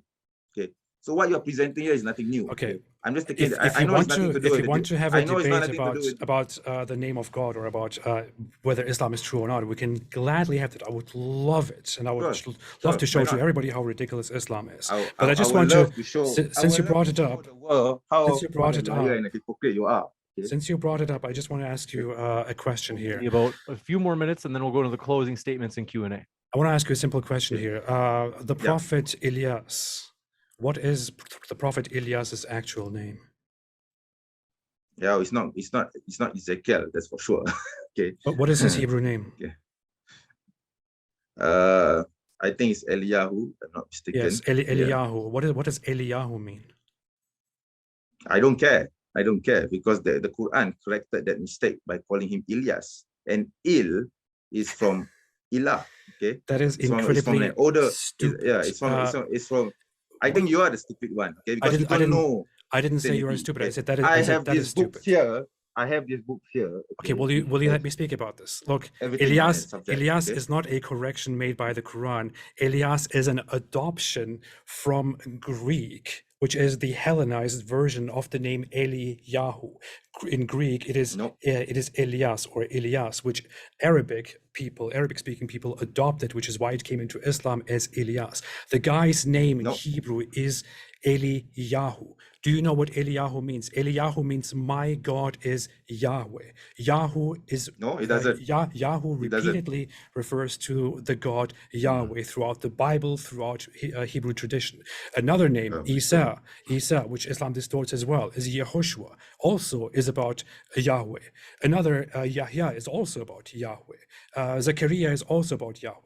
And the Quran even says that Allah gave the names of Yahya and of Isa to them and promised those names. So Allah, your true God, allegedly, gave people names which praise the false God Yahweh, as you claim. That is the dumbest thing that I have ever heard. You have to accept, if you want to accept these figures and these names as true, that your God's name, at least known to them, was Yahweh. If you want to openly assert that Yahweh is a pagan name of a pagan entity, then you are directly denying and refuting your own religion without even understanding it and knowing it. You're welcome. It's the most ignorant and stupid thing I ever heard in my life. Yeah, okay, good, because because I bought this book here. Okay, I have several books on the subject. Right. Yeah, I know you have a lot of books. There's nothing to say. Since you want to talk about the issue of Yahweh, I'm going to give me a chance to actually read a passage of this from this. All right. So basically, no one knows how Yahweh is pronounced. Okay, it's Yod, Het, Vav, and Het. Right. Nobody knows the pronunciation of this tetragrammaton. Okay. And to say that it's Yahweh is wrong. The pronunciation is incorrect. Okay, I mean some scholars actually say that it could be Yahoo or Yahuwah. Okay, and how is that relevant to the discussion that we're having right now? No, basically you don't have the right pronunciation of your so-called God by the name of Yahweh. And how is it relevant to the discussion that we're having right now? It's not, but since you want to talk about it, I'm going to Fantastic. talk about Yeah, it. Okay? it's not Yeah. relevant to what I said at all right now. What I'm saying is that your Quran, your God himself, claims to have sent people and have given them names which praise Yahweh. But you are telling me right now that Yahweh is actually a pagan entity's name. You have no clue what you're talking about. You're denying your You're own not religion. listening to anything I said. I just said I'm that the listening name very Yahweh clearly. doesn't exist. No, you didn't. You didn't seem to understand or comprehend what I'm saying. I think it's a bit above your level, all right? It's all my fault. Right? Yeah, So, I'm stupid. course, I don't understand. I don't know these things. Good for you to admit it. Good Yeah. for you to admit it. Okay. Fantastic. So basically, okay, this word Yahweh, nobody knows its pronunciation. Nobody knows how it's pronounced. And of course, very the nice Quran changes is going to avoid, of topics. and Has nothing to do with the issue. Quran is going to avoid this. Sorry, please let me speak. All right. So basically, the name Yahweh is a pagan god which existed in Canaanite times. Okay. And of course, Islam is going to avoid using this name because this name is an idol. Okay. And therefore, it's a pagan god. Okay. So the so-called claims that you made about the prophets allegedly using the name Yahweh, we don't know how it's pronounced. Okay. We don't know how it's pronounced. Jews did not care about how it is pronounced. What they cared about is to preserve the letters, which is why it is known as until today. Yah or Yahu is a short form which praises the God Yahweh and has been known so forever. It is impossible. It is impossible that such a change happened. It is throughout Hebrew tradition and throughout the Hebrew Bible, it repeatedly refers to Yah or Yahu as you're not listening to anything I said, right? I am clearly listening, and I'm telling you that you have no clue what you're talking about. Yahu is the name of the Hebrew God, of the biblical God. And your Islamic scripture contains names like Jesus, Yahya, John, or Elijah, or Zechariah, which clearly the name of Jesus in the Quran is not name. Yahuwah, okay? It is Isa. It is Isa, which is Isa. It has nothing whatsoever to do with Yahweh. It's nothing to do with anything in Hebrew, okay? What is the name which was taken from the Aramaic? Okay. And what is the name in Aramaic? In Aramaic, not Hebrew. Its original name in Aramaic is Isho. Okay, nothing to do whatsoever with Yahweh. And what do you think is Isho is? What do you think that is? It is Hebrew origin. It is Hebrew origin. Yeah. No, it's not Hebrew. It's Aramaic. Oh my God! You're confusing. You confuse things again. See, I'm going to let you finish. I'm going to let you finish in 30 seconds. Menj, right. And then we're going to go into closing statements, starting with Apostate Prophet. So you got 30 seconds, and then it is a well-known fact that the name of Jesus. For Menj was starting his response. Go ahead. Sure. Yeah. Okay. Yeah. So basically, the name of Jesus, the original name of Jesus, is in Aramaic, and it's Isho. Okay. Nothing whatsoever to do with Yahweh or whatever it is that you're trying to spew here. Okay. So I mean, if you want to have a debate on this, I'm more than happy to oblige. Okay, but since you brought it up, I had to talk about this. Okay, so this false god Yahweh, okay, is a pagan god that existed, way before the Mosaic religion. Okay, and it came from Nubia. Okay, and scholars don't even know how Yahweh is pronounced. Okay. And frankly, I don't have any problems also with the Tetragrammaton, but it's just that you seem to think that it's pronounced as Yahweh, which is wrong. And the Jews themselves, they don't even know how it's pronounced, and they replace it with Adonai. And Jews accept that Muslims worship the same God. Yeah, so I don't know what the issue is. Okay, so yeah.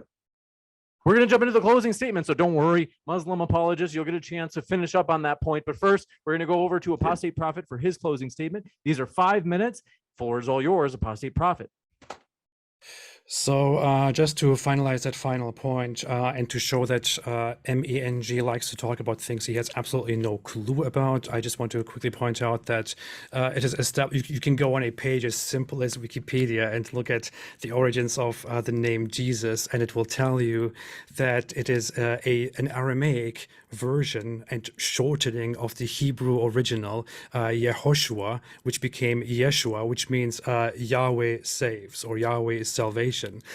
Becomes Yeshu, and then is turned in Greek into Jesus or in Latin, and is somehow adopted by the Arabic-speaking Muslims as Isa, which has nothing to do with the actual name, and even the letters, the R sound and the E sound, are reversed, which looks like the Islamic authors of the Quran had no clue what they were doing. And as said, it is clearly a Hebrew origin name, which means Yah is salvation. It doesn't matter how it is pronounced. What matters is that the name is there. The pronunciation is entirely irrelevant. Now, coming to the actual topic, everybody has seen, as it has been established, that Islam is a dangerous religion. Islam does advocate oppressing people, banning free speech, killing blasphemers, killing apostates. There's so much more. Of course, I didn't even go into the whole, child marriage and pillaging and taking slaves and sex slaves, waging war against the world and all that. I'm sure he would love to talk about that himself personally. Islam dehumanizes people in its scripture and in the words of the holy prophet, who's supposed to be the most perfect human being to ever walk the face of the earth, whom every Muslim should emulate because he's so amazing, which is why Muslims around the world are inspired by this and often have a very hostile view of people of different religions, especially of Jews, whom Muhammad demonized to no end, and the Quran demonizes as well. One thing actually that he said, which is that the Quran chapter 9 verse 29, in which it says that you should fight those who don't believe in Allah or in Islam until they are humiliated and pay the jizya. He said this was about a specific incident. That's complete nonsense. It was revealed by the Islamic belief during a specific incident, but the verse clearly says, fight those who don't believe in Allah and his messenger and the day of judgment, and who don't adopt the true religion among the Christians and Jews. It clearly speaks about people who don't believe in Islam. And it says, fight them, humiliate them, take protection money from them. Islamic scholars have consensually agreed since the beginnings of Islam, as you can see in the most famous exegesis of the Quran, Tafsir Ibn Kathir, that this is a general statement, a general command for all times to Muslims to go out and to convert people to Islam. If they refuse to convert to Islam, tend to declare war on them, unless they can come to some sort of different agreement, and to take protection money from them and make them your subjects, where they have very limited rights, can't build their own places of worship, new ones, and so on, have to give their places to Muslims and so on. And if they refuse that, then they are supposed to be slaughtered and enslaved, as Muhammad himself did, and also instructed his Muslim followers to do.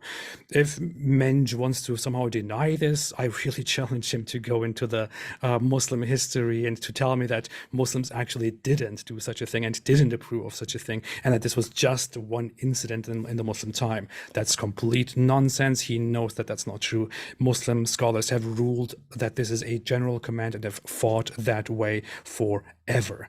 So Islam spreads hate and then claims to be the victim in the form of people like Menj saying that we are being Islamophobic because we call out the hateful, violent side of Islam. Islam is dangerous because it dehumanizes entire groups of people and commands to fight and to subjugate them. Islam is all about making Islam superior and to crush everything else there is. There is nothing else to say. Stay away from Islam. Thank you. You got it. With that, we'll kick it over to Muslim Apologist for his closing as well. And folks, we are so close to 300 likes. Appreciate all of your support, which, by the way, is fantastic. So people have really enjoyed this debate. I've got to tell you, Apostate Prophet and Muslim Apologist, people have been all in when it comes to this debate. So Muslim Apologist, the floor is all yours. All right, thank you, James. And Idemir, I appreciate you coming here, even though, I really detest your Islamophobia. The things that you say, the lies and misconceptions that you spread about Islam is precisely the reason why I am the Muslim Apologist. And again, I need to remind you that my name is not Menj, my name is Menj. Okay, I give you due respect, by calling you Mr. Idemir. So I expect you to, accord the same respect as well. So about this rubbish regarding this false god Yahweh. Okay, so going back to what I said earlier before, James had to cut me off. The Jews themselves don't have any problems with Muslims. Okay, it is only Christians, evangelical Christians, in the extremism, in the likes of David Wood, who like to claim that this mysterious God called Yahweh is a divine name, and only Christians recognize this. No, I'm sorry, okay? Because Jews don't have any problems with Muslims calling upon God as Allah, okay? And if you were to ask a Muslim, a Jew on the street, okay, regarding whether they believe that Muslims worship the same God as they do, they say yes, there's no problems with it. Okay, the proof of this you can actually see this on a channel, a YouTube channel where I forgot his name. I think it's Gil Sharon, something like this. He's an American Jew who goes on the streets of Jerusalem and interviews the Jews on the streets and asks them random questions. Okay, so you can actually check that out. Okay, I've seen some of the videos that he has done. So he basically asked Jews on the street whether they believe that Muslims worship the same God as they do, and they say yes. Okay, yeah, so this ridiculous polemic about Yahweh being a divine name for God and Muslims don't know this God is really irrelevant. Okay, because the Jews have no problem with it. So the Christians are just the extremist kind. Okay, not you, James. The extremist kind. They just try to diminish the worship of the one true God, which Muslims acknowledge to be the one true God of Abraham. So your polemic is really just based on lies, okay, that people like David would give you, okay. And about the name of Isa, okay, I think it's too long if I were to talk about it, so I'll leave it for another time. But I'm going to go back to the topic of the day, which is basically Islam dangerous to the world. The answer is no, it's not. What Idemir has been feeding you are all just lies, BS. Okay, he's just repeating, oh, Islam is violent, Islam kills apostates. Well, it depends on the context, right? I mean, everything is based on context. Okay, you can't just go around hunting down apostates and kill them. Okay, and regarding the jizya, especially the ridiculous nonsense that he talks about the jizya, wow. I have this book and it's amazing that you can actually repeat all that for right in front of me, when I can see the passage here telling me something totally different. Okay, so I'm going to read a passage from this book, if you permit me, James, and then we can end this conclusion. So it says here, jizya means a reasonable tax that non-Muslim citizens is required to pay. Okay? If a Muslim ruler fails to protect the life and property of non-Muslim citizens, he has to return the jizya. They will pay jizya just as the Muslims will give an obligatory zakat. Okay, the payment of jizya would absolve a non-Muslim from the payment of zakat. Okay, although he will still enjoy the rights to share the zakat money if he happens to be poor and needy like any other Muslim. And you see there, it just shows that a non-Muslim in the Muslim state will also receive money from zakat as well. Okay. Moreover, he will be absolved from any compulsory military service, meaning he doesn't need to serve in the army. Which hazard a Muslim citizen cannot escape. Okay, and the amount of jizya must be reasonable. Okay, and then there are people who are actually exempted from payment. Okay, women and children are exempted from payment. The amount of jizya was to be paid once a year and could also be paid by value instead of cash if they wish to. Okay, and then the Prophet said, Sallallahu Alaihi Wasallam said, whoever oppresses a non-Muslim subject or taxes him beyond his capacity, then I shall be the opposite party, or I shall be against him in the litigation. So the Prophet Sallallahu Alaihi Wasallam is actually condemning Muslims who will try to oppress non-Muslims in Islamic State. So there you go, your lies are refuted. So thank you very much, James. I just end this. You got it. We're going to jump into the question and answer. Folks, if you happen to have questions, feel free to fire them into the old live chat. If you tag me or at me with Modern Day Debate, that's one way to ask a question. And even quicker, as we put them to the top of the list, you can use a super chat. We're going to jump into those right now. Thanks very much for your question. Chris Claus says, for the Muslim Apologist, when was the last time Sharia was implemented correctly? I guess with the Caliphate, Ottoman Caliphate, I think everything just went down the drain. Okay, so yeah, there you go. Okay, and it's basically no thanks to this, this bastard here who caused it to happen. Okay, yeah, so this was the bastard who brought down the Caliphate. Okay, so yeah, so that's it. Yeah. This one coming in from Stop Scamming Man says, I've got a question for the Muslim gentleman. Slavery wasn't abolished by the Caliphate until the secularists took over in the 1920s. In your estimation, when, if ever, should it have been abolished? Well, to have a long discussion about slavery, there's actually nothing moral or immoral about it because it's a system. Okay, so the thing is, Islam doesn't say that slavery is to be abolished explicitly. But that being said, Islam also encourages the freeing of slaves, the manumission of slaves. Okay, so whenever a Muslim does something which goes against the Sharia, like for example, he doesn't fast properly, so he's allowed to not fast by releasing his slaves. Okay, so this is something unique to Islam. And I personally believe in my studies of studying religion, because you can see the evidence here behind me compared to my opponent, right?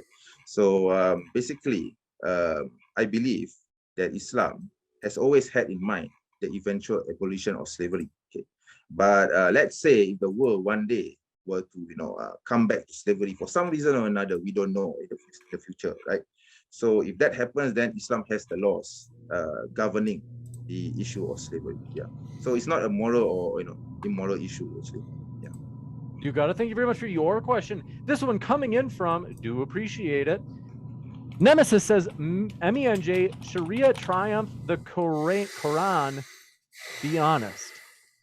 I think they're saying that Sharia comes before the Quran. It takes precedence. Or I really cannot. That's illogical because the Sharia is derived from the Quran. I don't. It's like putting the egg before the. It's putting the egg before the chicken, or the chicken before the egg. Doesn't make any sense to me. You got it. Nikki, which comes first? Yeah. Sorry. You got it. Nikki, thanks for your super sticker. And Yeshua the King says, everyone watch Lloyd de Jong on Sharia. It's illegal for Muslims to teach us Sharia. It's legal to lie and spread by force. Islam doesn't teach us lying. That is basically forbidden. It's haram. And I know, these people like Aydemir, he will promote this idea of taqiyya. So this concept called taqiyya, okay, is a Shia doctrine, okay, which has absolutely nothing to do with the Sunni Muslims. Okay, I'm a Sunni Muslim. Okay, we are taught from small that taqiyya is an evil, and this ingenious concept, okay, practiced by the Shia. And of course, I as a Muslim will denounce and disavow anything concerning taqiyya. But it's really pathetic to see Islamophobes, carrier Islamophobes, using this term taqiyya and apply it to 1.6 billion Muslims all around the world for a Shia doctrine. Okay. May I respond to that too quickly, James? Sure. First off, I've never talked about taqiyya, and I've even said that the concept of taqiyya is often exaggerated by people who don't understand Islam. It is mainly a Shia thing, but it's not exclusively Shia. But the issue is, here I have a hadith, and I will quickly read a very small part to you. We talked about it earlier. Muhammad commands to kill Ka'b bin Ashraf. His companion then says, would you like me to kill him? Prophet says yes, and then he says, then allow me to say something wrong to deceive Ka'b, to lure him in order to kill him. Muhammad says, you may say it. Then he goes and lures the guy out and then kills him. Here, Muhammad explicitly allows the guy to lie in order to kill his opponent. This one coming in from, do appreciate your question. Yeshua the King says, study Sharia. Don't waste your time with the Quran and Sunnah. The Islamic scholars already did the legwork and the final rulings are in the Sharia. Is this true, Muslim Apologist? That is gibberish because the Sharia are derived from the Quran and the Sunnah, so it doesn't make any sense to me. Like I said, it's basically which comes first, the chicken or the egg. Okay, so it's Sharia is part of the Quran and Sunnah. So if you study the Quran and Sunnah, it means you are studying the Sharia. Sharia means Islamic law, or Islamic way of life. So I mean, doesn't make any sense to me. Yeah. Did I say it right? Is it Sunnah or Sunnah? Sunnah. It's Sunnah. Yeah. Cameron Hall says the killing of, let me know if I mispronounce, Kabi bin al-Shraf. Ka'b bin Ashraf. Thank you. And other critics was justified in the Sunnah. How is this not a violent doctrine? Then I should ask the questioner, is it legal for a country to go to another nation, okay, and kill that person because that person is deemed to be a threat to the state? I mean, this is something that has been practiced throughout the ages, and it's it's pretty much, I mean, I already gave examples in my speech, in my opening statement. I talked about Jonathan Pollard. I talked about how how America treated Edward Snowden, how how the assassination of Bin Laden happened, and most recently Ayman al-Zawahiri. Is it legal for the US to go to Afghanistan and drone strike a person just because the person attacks you? Very beautiful. What about that's Mohammed fine. people, that's fine for you, right? That's Mohammed fine people for you, killed but who offended it's him. not fine That's for what it Muslims to is. do that, right? I mean, it's very normal. nice. What about it's acceptable? bringing up other people's things to justify your prophet killing people because they offended him? Brilliant. That's I'm trying to show you the context. That's why you're taking things out of context. That's why you think that the prophet cannot do these certain things, but other people are doing exactly the same things in today's world. So yeah, that shows your hypocrisy, Idemir. Yeah, the prophet can screw himself. This one coming in from so do you. Coming in from Stop Scamming Man says, hello again to the Muslim Apologist. Gentlemen, I'd be interested to know what you think of Malaysia's apostasy laws and the recently removed law against non-Muslim publications using words like Allah. I think the question is two-folded. So in Malaysia, we don't actually have an apostasy law per se. We have laws governing insults towards Islam. So let's say if Idemir here were to do something like what he did, what he's doing now with his channel in Malaysia, then he's going to have to face very severe consequences, okay? But we don't really have an apostasy law. I mean, there are people who actually apply to be apostates in the Islamic cause, and some of them have actually been approved. So there's no real law governing about apostates. And also in Malaysia, we have like we have 14 states in Malaysia, okay? So each state have different laws governing apostasy, according to whichever preference they choose. So in Malaysia, of course, if you insult Islam, then yeah, you're going to face a lot of problems, okay? So yeah, I'll just leave it at that.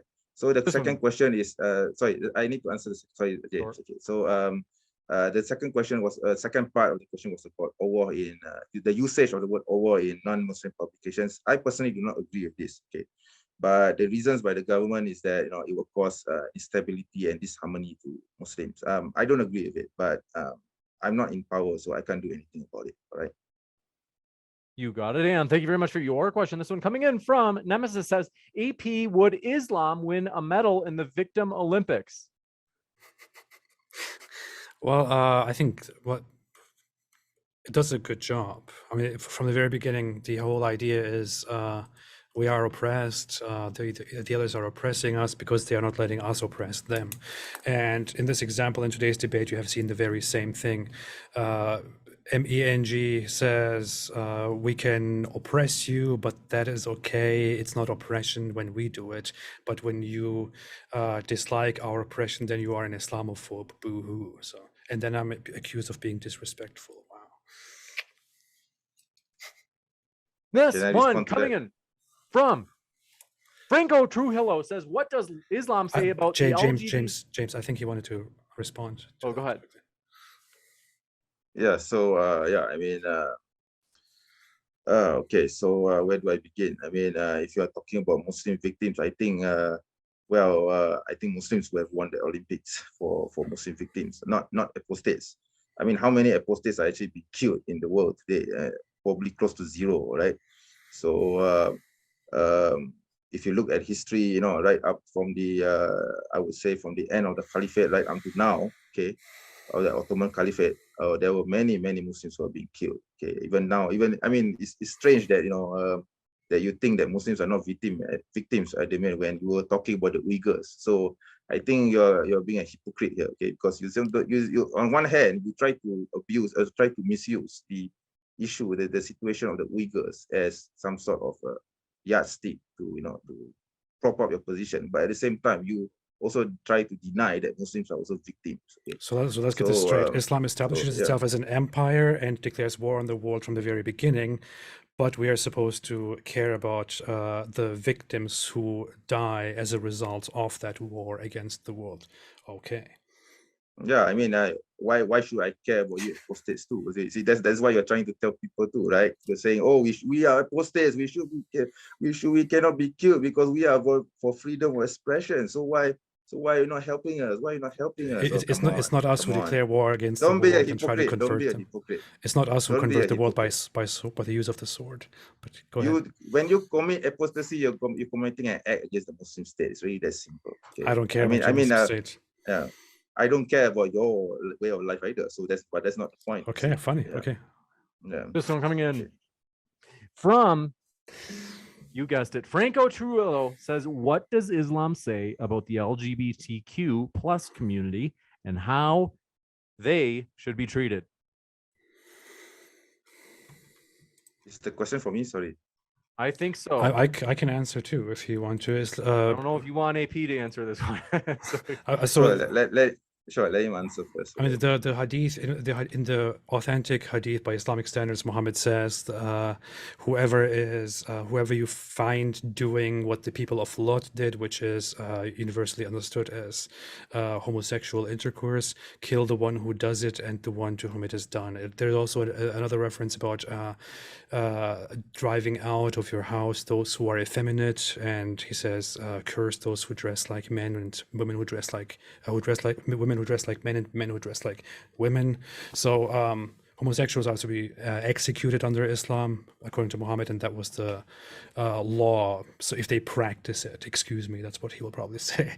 That was the law in Islam forever.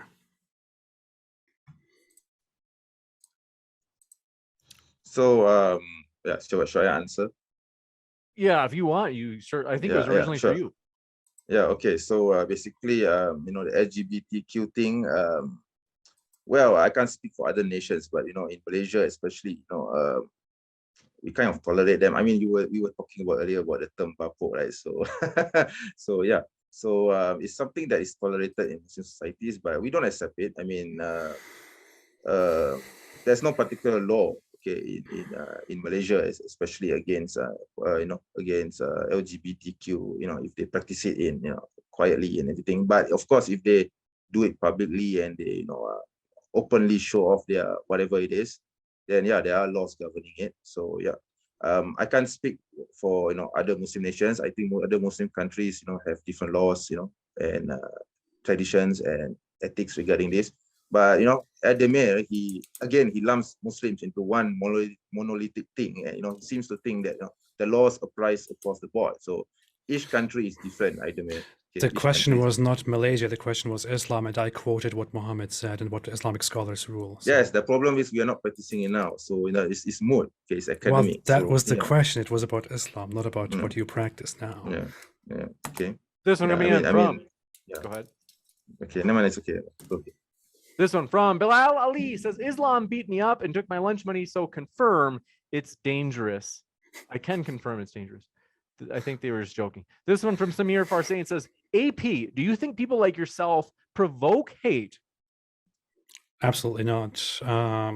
If there's a side effect of people hating me and people like me as a result of what I'm doing, then that's entirely natural. If some hate comes out of the criticism that I do and all that, even if it comes out from people who listen to me and who end up hating Islam or end up hating Muslim sentiments, that is part of the issue. I do my part and always say that I don't hate Muslims. I don't think they are evil. I don't think they should be hated. I don't recommend it.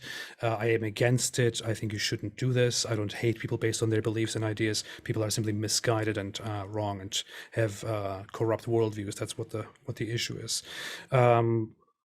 But it's quite obvious that I get much more hate from the Islamic camp than there is hate from me or others toward Muslims.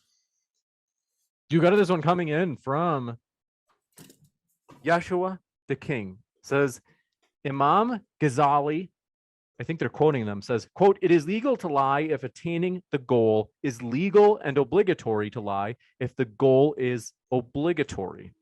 Is spreading Islam obligatory? Yes, they say. I think they're saying that it's justified to lie in order to spread Islam. I think Menj is frozen. Might be that he's just standing really still. So, I Muslim doubt it. Apologist, can you hear us? I Muslim doubt it. Apologist, can you hear us? We'll give him a second. In the meantime, I'm sure it'll catch up. It's just the connection. Our guests are linked in the description, folks. Both Menj, Muslim Apologist, and AP have their links in the description. That includes if you're listening via the podcast. Want to encourage you, you can learn more about their views.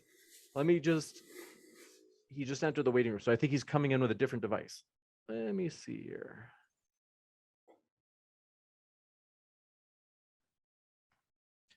Can you hear us, Muslim Apologist? Yeah, hello again. Sorry, my laptop kind of froze on me. Yeah. No problemo. Glad to have you back. And the question, I'll read it again real quick. This is from, All right. there it is. Yeshua the King says, I think they're quoting Imam Ghazali, says, quote, "It is legal to lie if attaining the goal is legal and obligatory." They're saying it's legal to lie if attaining the goal is legal. And it's obligatory to lie if the goal is obligatory.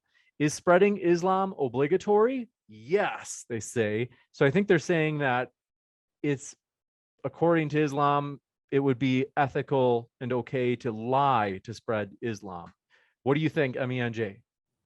The answer is no, of course not. Okay, we don't believe in this. Okay, I think the person was quoting Imam Ghazali, but I've never heard of Imam Ghazali, rahimahullah, saying such a thing.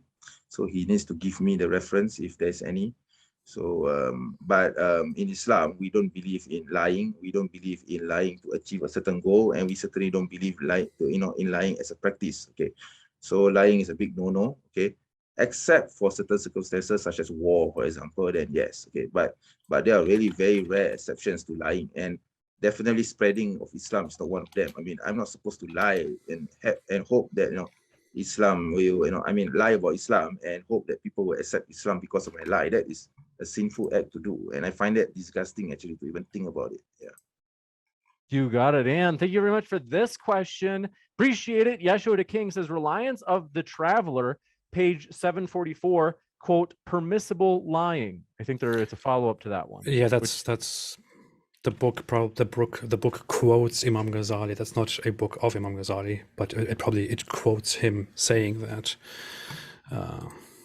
Yeah, you can look it up. That's what Imam Ghazali says. Yeah, so I don't accept the reliance of the traveler, okay, because we don't in this part of the Muslim world, in fact, okay. I mean, we Muslims in Malaysia, especially in Indonesia and this region, we rely on texts such as Subuhus Salam or Bulughul Maram, or even Imam Nawawi's 40 hadiths, and maybe even Tambihul Ghafilin, okay. But we don't even have the translation of the reliance of the traveler in our national language even. So the reliance of the traveler is something very archaic, and we Muslims, generally speaking, Muslims don't even follow the text. Okay, we don't even accept it. Okay. But the reliance of the traveler is a very widely accepted Muslim Islamic book of jurisprudence, which is why it has. Show me evidence for that. Which is why it has big priority in being the first jurisprudence book which was translated into English. It's not the first jurisprudence book. Which was translated fully into English because of its importance. And it is by saying that lying is absolutely not allowed, you are basically contradicting. Listen to me. This is the first book, okay? You are contradicting. You don't even hear you don't even hear what I'm saying. Because you're saying a lie. You're saying Reliance of the Traveler is the first Muslim juristic book in the world. I mean, come on. I mean, did I say that? If you listened to me instead of jumping into it all the time, you would hear that I said it is the first jurisprudential book which was translated fully into English. That's what I said. It's not even the first book written in English. Okay, this is the first book, one of the first that I know of. I don't think that's considered a hadith book. That's not considered a fiqh book. No, Muwatta Imam Malik is pretty much the same thing as Reliance. Okay, and it's published in 1981. I mean, Reliance of Traveler was translated in the 90s. Oh, come on. Yeah, because it's the first. Because it's the first actual. Okay, you are ignorant. Okay, you're totally ignorant. Okay. Okay, whatever, man. Yeah. whatever, man. I mean, you are contradicting Islamic scholars, but I'm lying, sure. Yeah, let's go ahead. Guys, please name me the Islamic scholars that I contradict. Okay. You can go ahead. Already have. Let's move on. Come on. No, you didn't. You just made an assumption. You just made a claim. Okay. You didn't name anyone, right? Yeah. You got it. This one coming in from, do appreciate your question. Mercedes F1 fan says, invite me on, James. I want to debate apostate prophet from Mango Tea. I don't think we're Mango Tea under a sock account. I don't know if we can do that. Yeshua the King says, Quran and Sunnah rookie move, use Sharia. But Menj, or MENJ, I think you already addressed that. Not a verse. Says, oh, AP, why do you only look at the bad stuff? Muhammad was nice to a cat. Thus, Muslims actually like cats. Islam doesn't prescribe executing the cats. That's good, right?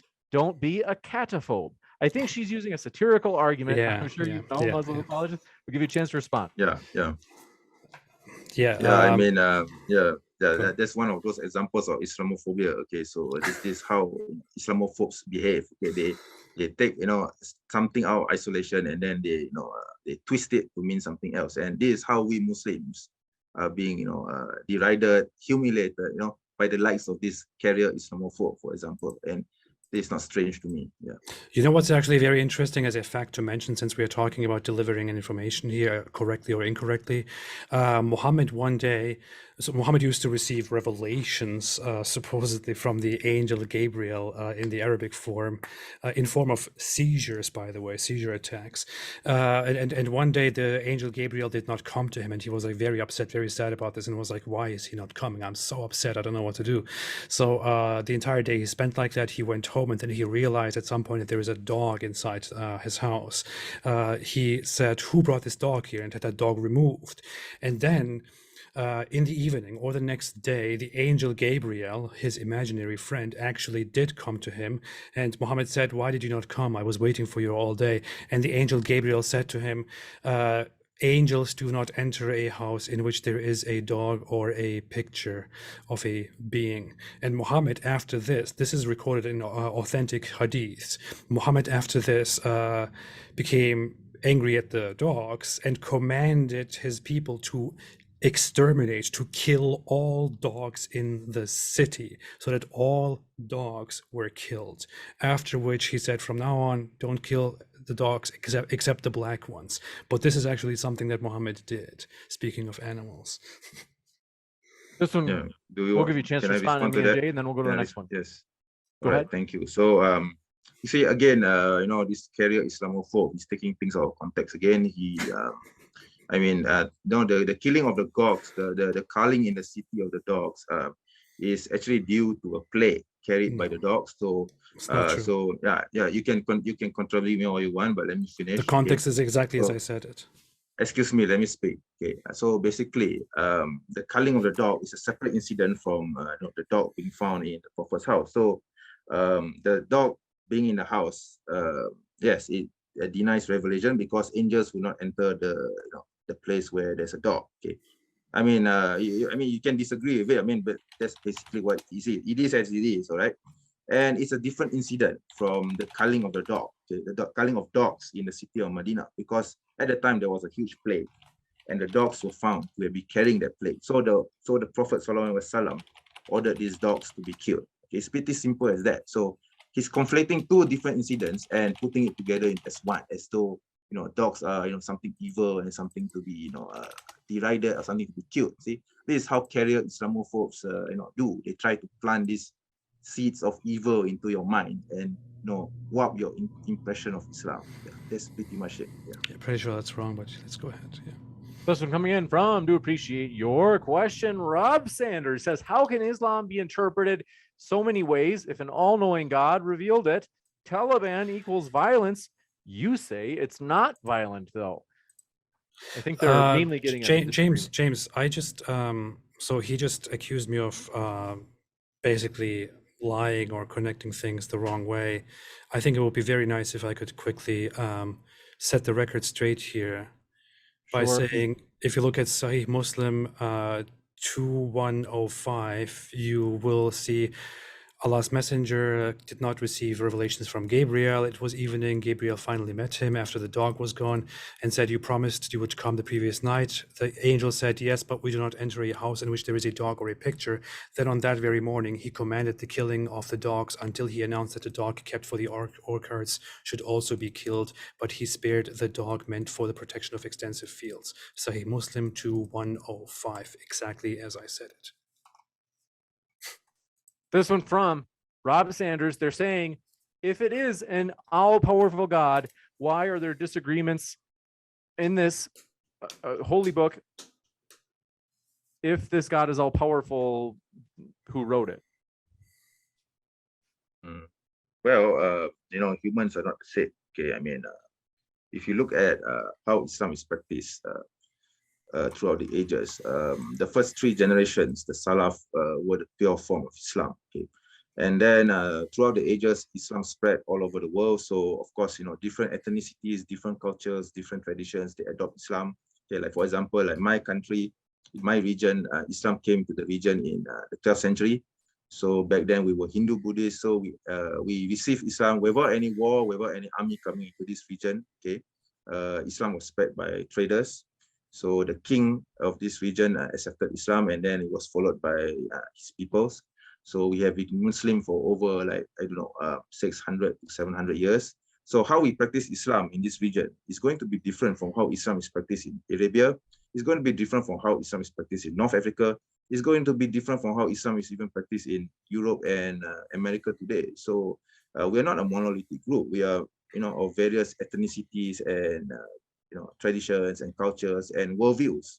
So the only thing that unites us is Islam. So you see, carrier Islamophobes, when something happens in the end of another part of the world, he immediately blames the other, the Muslim world. When I mean, it's a huge space. Okay. This one coming in from, do appreciate your question. Yeshua the King strikes again. Oh, we got that one. Malavia says, every debate Muslim apologist does, once he starts losing, he starts making personal jabs at his opponents. Is this true, Muslim apologist? I'm just human. Okay, I'm just a Muslim apologist. I'm not a saint. Okay? Yeah. Everyone it's just natural. You experience apostate prophet, you get this urge to just needle them. I'm teasing. We appreciate you folks. It's understandable. I mean, I do a lot of mockery and stuff too during the debate. It gets heated. It's normal. This one coming in from Samir Farsain. Do you, apostate prophet, know the punishment for deserting the army in the United States? For deserting the army? I don't know. Probably some disciplinary punishment and dishonorable, what's it called, discharge. I'm sure if there is a state of war going on, different standards would apply. But I guess the implication here is that if you leave Islam and an Islamic state, then you are basically a traitor, which is why it's okay for you to be killed, just like it's okay for you to be punished in America to desert the army, which is a ludicrous comparison and not even accurate. I don't get executed if I renounce my American citizenship or say bad things about America. You got it. Apostate, or I should say, Muslim apologist, this is for both of you. But first, Chris G asked AP, around half of the people on the planet identify as female. What do you think about how women are treated under Islam? And then after AP responds, I'd like to hear Muslim apologist as well. Go ahead, AP. Islam is obviously very discriminatory and very oppressive towards women. This is a universally known fact. I mean, everybody knows that Islam is definitely not the ideal religion for a woman. You don't want to be a Muslim if you are a woman. Some people do become Muslims and they often end up regretting it. Others maybe like it because they have such tendencies. Maybe they're happy, I don't know. But Islam is very clear. The Quran says in chapter 4, verse 34, that men are in charge of women and that women must obey, that if they fail to be obedient, men can discipline their wives, including reprimanding them, separating beds, and finally beating them. Islam allows this, the Quran allows this. and Muhammad said that women are deficient in intelligence. He said that they come in the shape of a devil because he couldn't resist the sight of a woman walking outside, had to relieve his sexual pressure at home with one of his many wives. Muhammad had 11 wives at one point, married a child, and so on. And of course, we have the hijab, which is supposed to be a tool that keeps Muslim women in check at home, hidden from the public, behind the scenes. Men are in the front, women are in the back. There is no equality, there is no chance for equality. Women are subdued, and that is completely archaic. This one coming in from, Menj didn't give you a response. Go ahead, Menj. Sorry, yeah, you're supposed to give me an answer, right? Yeah. So I was actually half expecting this topic to come up. So I think I've already talked about it at length in my debate discussion with Randolph. Yeah, so that was a very, I think that was very clear actually on how Muslims, Muslim women are treated in Islam. So, or whatever said that Mr. Aidamir said just now was rubbish. Okay? It's just absurd. Okay, so in Islam, we honor and respect women. Of course, I mean the Prophet himself said, the heavens is at the feet of mothers, and I mean I haven't seen a mother, being a male. Okay, so women are, given, a position in Islam, a role in Islam. Okay, you see in Islam we have gender roles. Okay, a man is supposed to do this, certain things, and they're not supposed to do that. Whereas a woman is supposed to do certain things and they're not supposed to do that. Okay, so I mean, this is natural. Okay, this is a natural order of things in any human society, but it's just that Western liberal secularism, they seem to think that women should be given roles which are supposed to be for men, and it affects the family unit. Okay, so men, as I've said before in my debate discussion with Randolph, man is basically the leader of the household. Okay, sorry, leader of the family, whereas women are the role leaders and the lead person in the household. I mean, this is a role that we have been assigned with. So I mean, Western secular liberalism, of course, they would disagree with this, but have you ever seen a woman walking bare-chested on the streets? Okay, compare that to a man walking bare-chested on the streets. So what do you think will happen? See, so even in Western societies, women are not given equal rights, because if a man can walk bare-chested on the streets, why can't a woman walk bare-chested on the streets? So there's gender roles. I mean, this is acceptable. Okay, and regarding 434, okay, Surah An-Nisa, verse 434, about the so-called beating. Okay, basically there are 3 steps. Okay, towards that. Okay, the so-called beating is used as a last resort, and the beating is conducted with a miswak, which I have here. Okay, is this little stick here? Okay, Aidamir. So are you actually afraid of this little stick? Okay, I mean, this is in the hadith. I mean, you like to search for hadith, right? Why don't you look for the hadith where the Prophet said that you're not supposed to hurt the woman, your wife, and you are supposed to beat her with only a miswak? Okay, why don't you look it up right now? Find me that. And read it out to us. Find me that hadith. Find me that hadith. Which one is it? I can't tell do me that because my laptop is not working. I mean, it's not working properly right now. You will not be able to tell me the source because it's not there. It is there. You just look for. Right now, I'm just using it as a back scratcher. That is an interpretation. You are afraid. You are afraid of my back scratcher. Okay, this is what you are afraid of. Okay, this is what we use. This is according to Surah An-Nisa. According to Surah An-Nisa, verse 34. This is what you use to. Excuse me. No, the Quran doesn't say any such thing. The Quran only says it is in the hadith. I'm not saying that it's in the Quran. It's in the hadith. You just said that. The Quran just says beat them, and you're making a mockery here by saying, "Are you really afraid of this?" The Prophet Sallallahu Alaihi Wasallam tells us to use this. Okay, you can check you are authorized to beat women with a stick, and you are making a mockery out of it by saying, "Are you really afraid of this?" Ha ha ha! What a disgusting. This one coming in from, do appreciate your question. Lepanto says, where does the sun set? Not sure what they're getting at. I have a feeling one of you guys does. So according to Muhammad's hadith, the sun sets, the sun goes to a place at night, and According to one version, including in the Quran, it sets in a muddy spring. According to Muhammad's extensive explanation, it goes till it prostrates itself under the throne of Allah and then asks for permission. And Allah gives it permission to rise again, so it comes again in the morning from the other side. And one day Allah will say, no, this time you will not come. This time go back where you came from, so that the sun will turn around and come from the other side. That's what Muhammad described with his primitive understanding of the world. But I'm really curious what Meng thinks about that. Yeah, basically, the sun goes on about its orbit. It's really, the Earth and the sun goes as its own orbit, and they rotate around themselves. I mean, what you were describing is basically a metaphysical hadith. It's not supposed to be scientific, and you're interpreting it scientifically. Okay, I mean, it's ridiculous, and you are actually cooperating or cohabiting with a person who believes. How is that metaphysical? Let me finish. You are actually cooperating and cohabiting with a person who believes that the sea is split into two, okay? And he believes that a man, a first century man, is God walking on earth. I mean, these are things which are metaphysical, right? I mean, according to their religion. I don't know what you're talking about.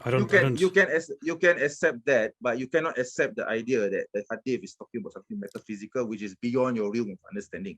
And you use this to attack Islam. Congratulations. I don't live together with somebody who believes in these things. I have no idea what you're talking about. You just did. You had a road trip with him. With David Wood? Yeah, with David Wood. Are you guys roommates? Because no, I was just hanging around and driving around with him. We spent a few days together to record stuff and all that, and he describes this as Thank you for proving my point. Basically living together, which is very funny. Very nice deflection from the actual issue here. What in the world is metaphysical? I'm not deflecting, I just answered. What in the world is metaphysical about Muhammad saying, do you know where the sun goes? The guy says, no, Allah knows best. Allah and the messenger know best. He says, it goes till it prostrates itself on the throne of Allah. He clearly asks, do you know where it goes at sunset? Okay? That's not metaphysical. It's not supposed to be scientific. I mean, come on. I mean, the Quran clearly, there are Quranic verses which say that the sun and the earth has its own orbit. No, it doesn't. No, there are not. It says the sun and the moon. It says the sun and the moon follow each other. It never says that they. Thank you very much. You just proved my point. Congratulations. Does the sun follow the moon? No. Just for coming in. In its orbit. Oh my God. From Yeshua the King strikes again, says unsheathed sword, page 73. Ibn Taymiyyah said the scholarly consensus is, quote, anyone who insults Muhammad is to be killed. No repentance is sought. Is that a question for me? I think so. Yeah, Ibn Taymiyyah, right? I think Ibn Taymiyyah Rahimahullah. I think he's talking in the context of an Islamic state. So yeah, I have no problems with it. I mean, that's what I've basically been touching on for the past 1 hour or so. So yeah. Point in case Islam is dangerous. Yeah. No, it's not. It's not. You're just being reflective. Okay. Yeah. This one from Rob Sanders says, when asked for an example by AP, why are you bringing up Nazi Germany? What did that, I remember that came up. What was the reason why it came up? No, I brought it up. Because I was giving an example of two Nazi officials who were assassinated by the Jews of the day, and it was celebrated by the Jewish population. So Idemir here was saying, oh, show me some event in history where someone was killed for insulting Islam and the Muslims were celebrating. So I did show an example. Okay, so let me Idemir is not responding to that. Okay. Let me reiterate and clarify what happened. I asked him to show me one example of somebody being attacked or killed for offending a religion other than Islam, and the people of that religion then celebrating it, like in Islam, like in the Salman Rushdie case. And what he brought up as an example to that is Jews killing Nazis in Nazi Germany. No, it's because this was before the war. Okay, come on. Why are you laughing your fake laugh? I mean, I gave you an example already. I answered your question basically. All right. Great. This one coming in from, do appreciate it.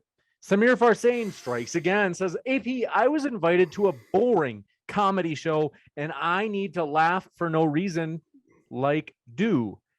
I think they maybe mean like you. Can I please borrow your ticklish underwear? What does that mean? What is there a story behind? Do you have ticklish underwear? What does this mean? I wish I did, but no, I have no idea what you're talking about. Interesting. This one coming out, sure you don't. And this one coming in from Bilal Ali says, Islam beat me up and took my, oh, we got that one. The Orthodox Apologetics channel says, for AP, I missed a lot of the debate. Did Menj have any grapes? For Menj, are you advocating for Westerners to destroy local Islam? He didn't bring go any ahead, grapes, but go ahead. Your answer. No, it's okay. Go ahead. No, you can answer. The question is for you, isn't it? No, I mean, it's for you, right? I mean, the first part, just answer the first part. Okay, so yeah, I guess the first part was about grapes, because I debated with another Muslim apologist who thought it was a very great idea to make a show of power by eating grapes while debating me while I'm talking. Unfortunately, Menj did not do the same thing, although it would have been very entertaining. But that's my part. Go ahead.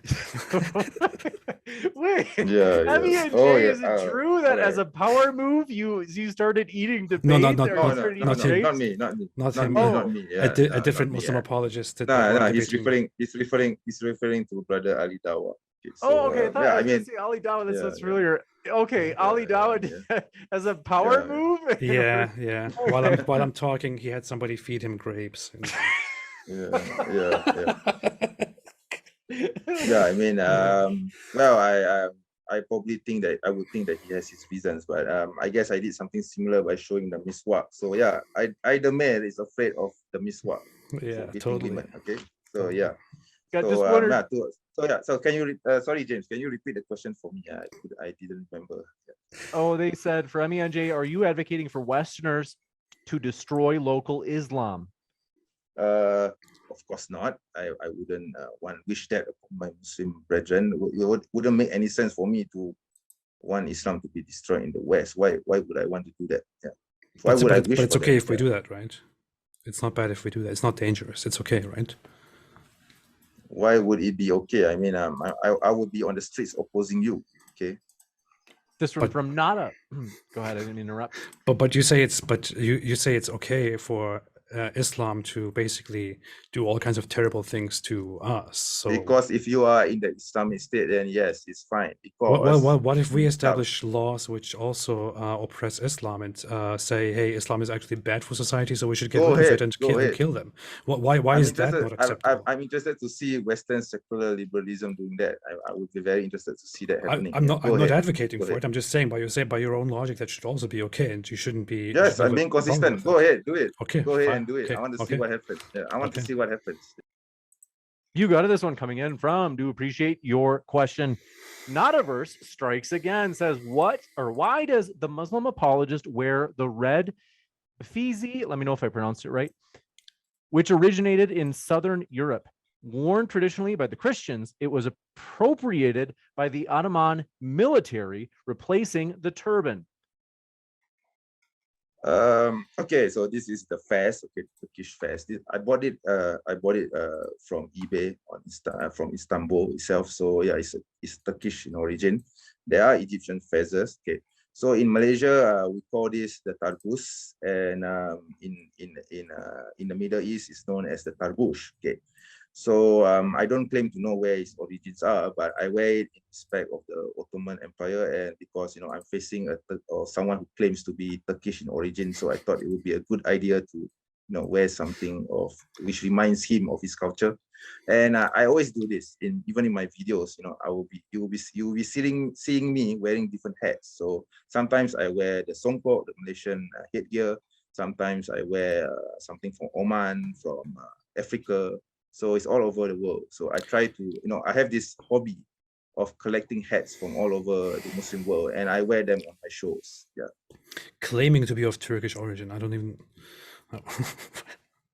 This one coming in from, do want to remind you folks, if you haven't yet, share this video. If you have a friend who likes controversial debates, I'm sure you do. Maybe you have a group thread on Twitter or on Reddit. Maybe you like to share about debates, Discord, you name it.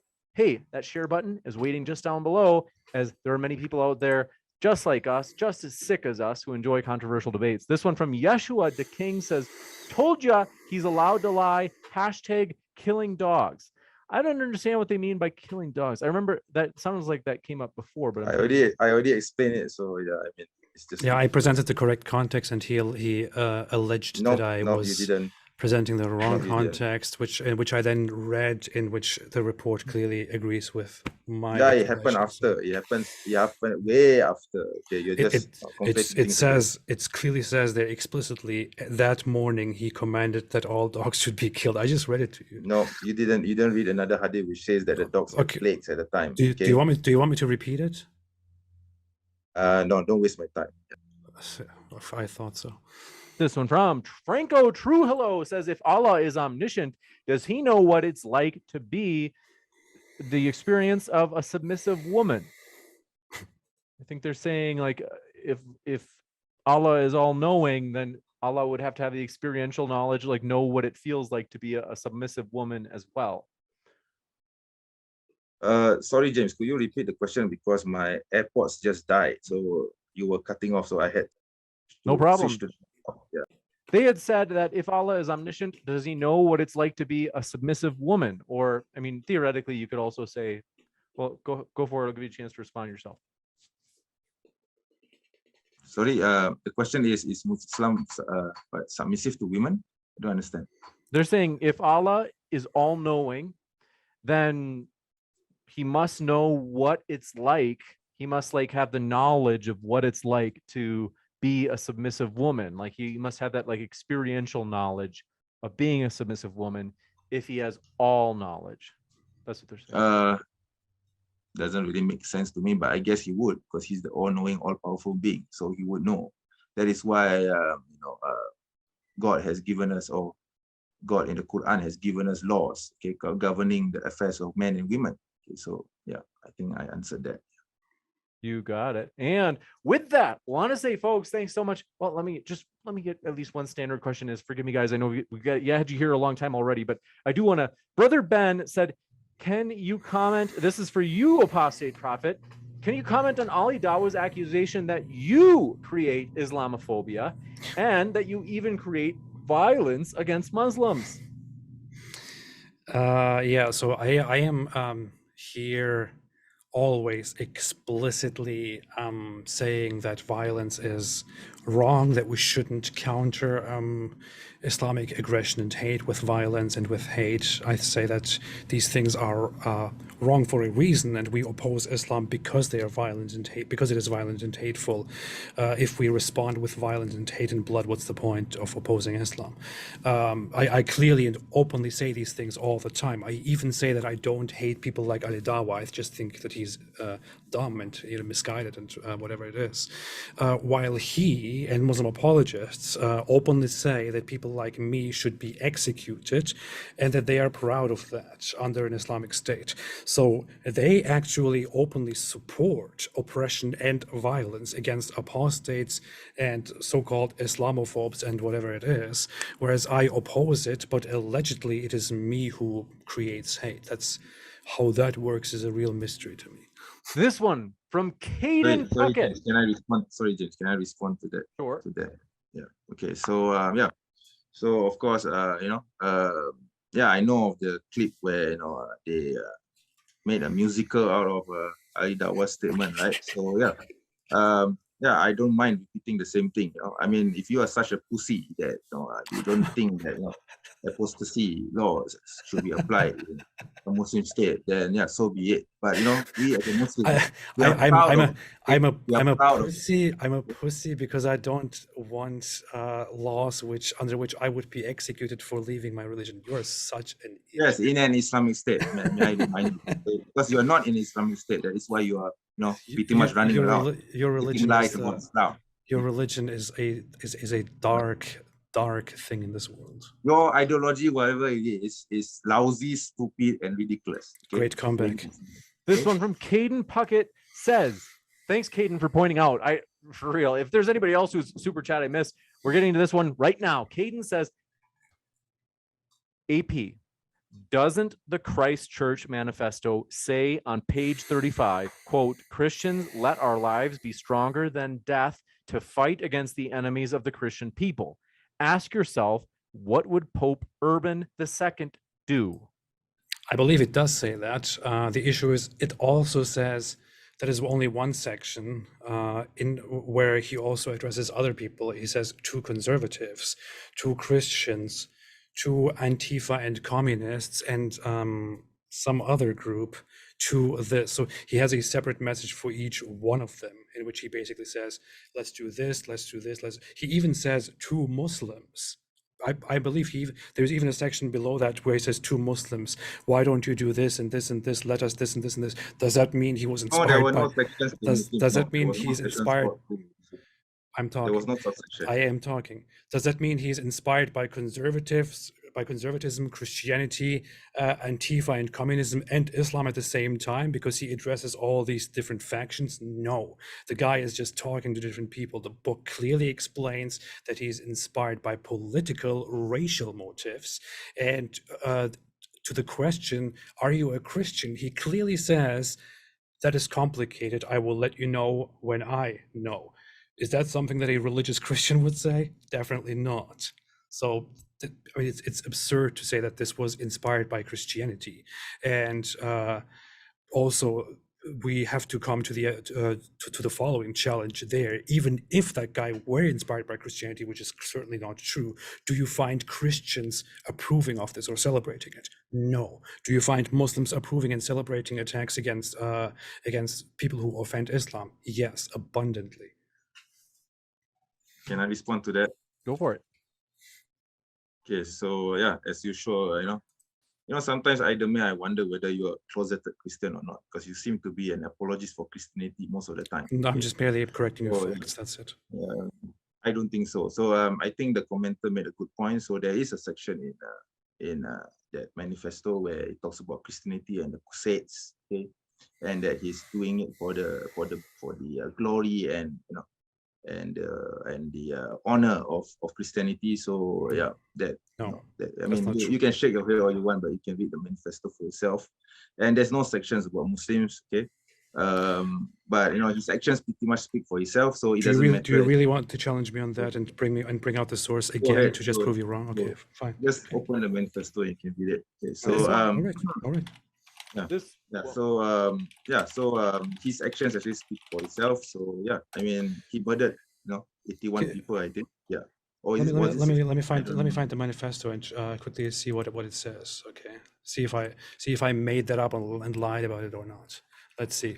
The manifesto of the Christ Church shooter, of the terrorist, is called The Great Replacement. It is all about racial matters and inspired by racial matters, which is what the manifesto is about. The title is right there. He talks about replacement the entire time and about how he doesn't have anything against Muslims, but he chose Muslims as first target, because that would cause the widest attention and outrage. Next would be different racial groups. That's explicitly what he says. Now let me see if where he says to Christians. You just accused me of making something up again. Do you want me to share my screen here? I have it. It says section 1, to conservatives, he talks to conservatives. Section 2, to Christians, he talks to Christians. He doesn't say, I do this for the glory of Christianity. He says, Christians, remember this and this and this. Third section, to Antifa, Marxists, communists. Fourth section, okay, correction, it doesn't say Muslims, it says Turks. And by Turks, he's referring to Muslims, basically, in the text. You can live in peace in your own lands, no harm may come to you on the east side of the Bosporus, and so on. That's basically what it says. 4 sections: conservatives, Christians, Antifa and communists, and Turks. Does that mean he's inspired by all of these people? No. This one coming in. There's a section of Christianity, so yeah, I mean, it's pretty much clear, right? Yeah, fantastic. Yeah. Mathis Lazat says, do they take Bitcoin for my jizya payment? And this one coming in from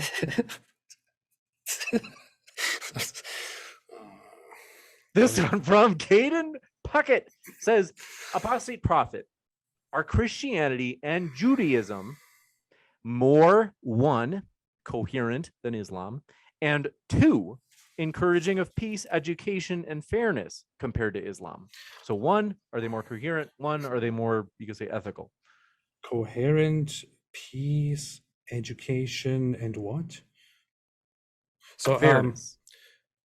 they are definitely more coherent. They have a much more coherent, much more extensive collection of. I mean, the Bible is a huge collection of books that are extremely, full of the history of everything from a biblical point of view. Those are very thin pages compared to the Quran. The Quran is very tiny in comparison to the Bible. Do you really want to compare the pages and number of words? I'm sure you wouldn't want to do that. The Quran is not coherent at all. It is the Quran itself in its written text is very repetitive and incoherent. Its beliefs make no sense and are self-contradictory. That said, I would say that from my point of view, I would think that Christianity and Judaism are in a sense incoherent too. If I didn't find them incoherent, I wouldn't refuse to believe in them. But when it comes to peace, I would say out of the three, Christianity is probably the most peace advocating one. I would say that Judaism within its own laws is not quite as peaceful as the latter. Islam is the least peaceful. When it comes to encouraging education, I don't think I can really say anything about that. I've never really thought about that aspect. This one from Mr. Monster. Who do you think won the debate? I would Sorry, put money. can I respond to that earlier question? Yeah. Go for it. Yeah, okay. Thank you, James. So yeah, so again, Idemir with his rubbish, his anti-Islam rubbish. And yeah, about Judaism and Christianity, since I've studied it for over 20 years, so I should be the expert, on the subject, on the subject matter. And yeah, I mean, regarding whether the context of the Bible itself, well, the Bible is a collection of books which was written over the ages, okay, whereas the Quran has only one author and was revealed, over 23 years. So, the Bible is actually, written in chronological order. It's supposed to be like a historical, chronological thing, whereas the Quran is thematic. So, of course, things are, like what Idemir, said, misrepresented as jumbled and garbled, but it's not. It's thematic. It's based on certain themes. Okay, you need to actually, study it a bit more than just simply, reading off a page from an Islamophobe channel, website. So regarding whether, whether Judaism, Christianity, and Islam, are peaceful or not, which is the more peaceful, I would say, I think the violence is across the board. And I think Daniel has already touched on this many, many times, Daniel Hakikaju. So I actually agree with Daniel's position in that, violence is something which you cannot escape. It's part of life. There's no utopia where nobody commits violence and everyone is holding hands and singing Kumbaya. Okay, there's no such thing. Okay? So if you want to say that Christianity is more peaceful than the other, no, it's not true, because we have the Inquisitions, we have the Crusades, we have World War I, we have World War II. All these were started by Christians. Daniel Kikit just says that Christianity is more peaceful. There's no such thing as Judaism being more peaceful than the other, or Islam being more. Stop, okay? Please let me finish. Okay, I didn't interrupt you, so I hope you interrupt sure. me. Sorry. So so in Islam, of course there is violence, but it's controlled and there are reasons for it. Okay, and Christianity also believes in a just war concept. So yeah, there are violence committed in the name of Christianity as well. Okay, just because Christians today are pussies and they don't want to commit religion, violence against their religion doesn't, or enforce the laws of the Bible, doesn't mean that Muslims should be subjected to the same standard. Okay? Wow. Did you guys hear that? Did everybody hear that? What did you just say, Menj? What did you just say? Can you repeat that? It's true blood sports tonight. Coming in from Mr. Repeat Monster. What you just said. What would happen if somebody came here and said the same thing about Muslims? What would happen if people said similar things about Muslims? What would happen if people name called Muslims in such a way, which I do not even do? You people would go crazy. You would go nuts. You would start crying like fucking babies while claiming to be the tough ones, and would cry about Islamophobia and how you're oppressed. And here you are calling other people names and calling an entire religious group pussies. Really, man, this is the true face of Muslim apologetics. Here we have it.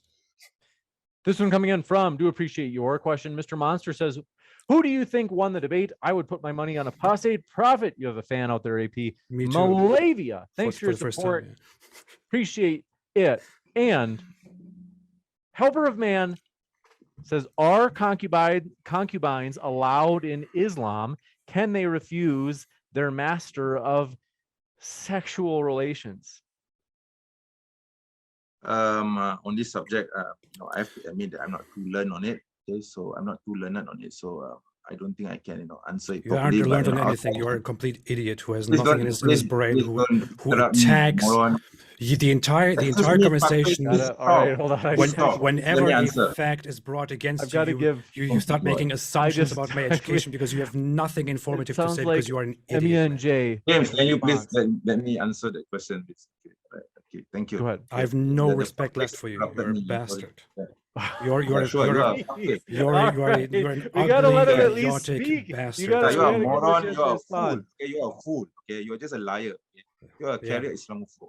Okay. Yeah. So let me answer the question, right? Yeah, I have zero respect for you anyway in the first place. Right? I don't care if you have respect for me or not. If you follow a stupid ideology, you are stupid. You defend stupidity. You stand for stupidity. Stupidity radiates out of your stupid face. That's what you are, and that's what you stand for. All right. I want to give you a chance to respond. Hate. You spread hate. Hate is all you stand for. Hate is what you do. Insulting people on their religious groups is what you do. You are a piece of shit.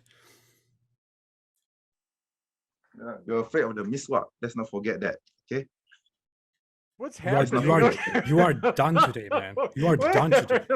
You are totally finished today. You have been exposed as a fraud, as an ignorant moron. Congratulations for showing the face of Islamophobia today. We now know your hatred. Yeah. I've got to give Muslim Apologist a quick chance to respond regarding the actual question. Please, don't use this as a chance to attack back. Let's just get back to our topic. Yeah. Anyway, yeah. So regarding concubines, right? So like I said, I'm not really an expert on the subject, but I'll try to answer to the best of my ability before I was interrupted. Okay. So basically, yeah, I mean there are laws governing slavery. So Muslims are allowed to have their right hand slaves as concubines, but there are laws governing it. So if you take a concubine as your wife, slave wife, then you're only allowed to be committed to that person, and if there's a child born, then the child has all the rights of a normal wife who's not a slave, so and so on. Yeah. Speaking of, there is a question about that. We'll give you. What do you think about marrying it? What do you think about marrying a child? Would you marry a 9-year-old? Do you think it's okay to marry a 9-year-old girl? We must. This is the question. Do you think it's okay to marry a 9-year-old girl? Hold on. Don't worry. The question is okay to marry a 3-year-old child. Hassan, because I'll give you a chance.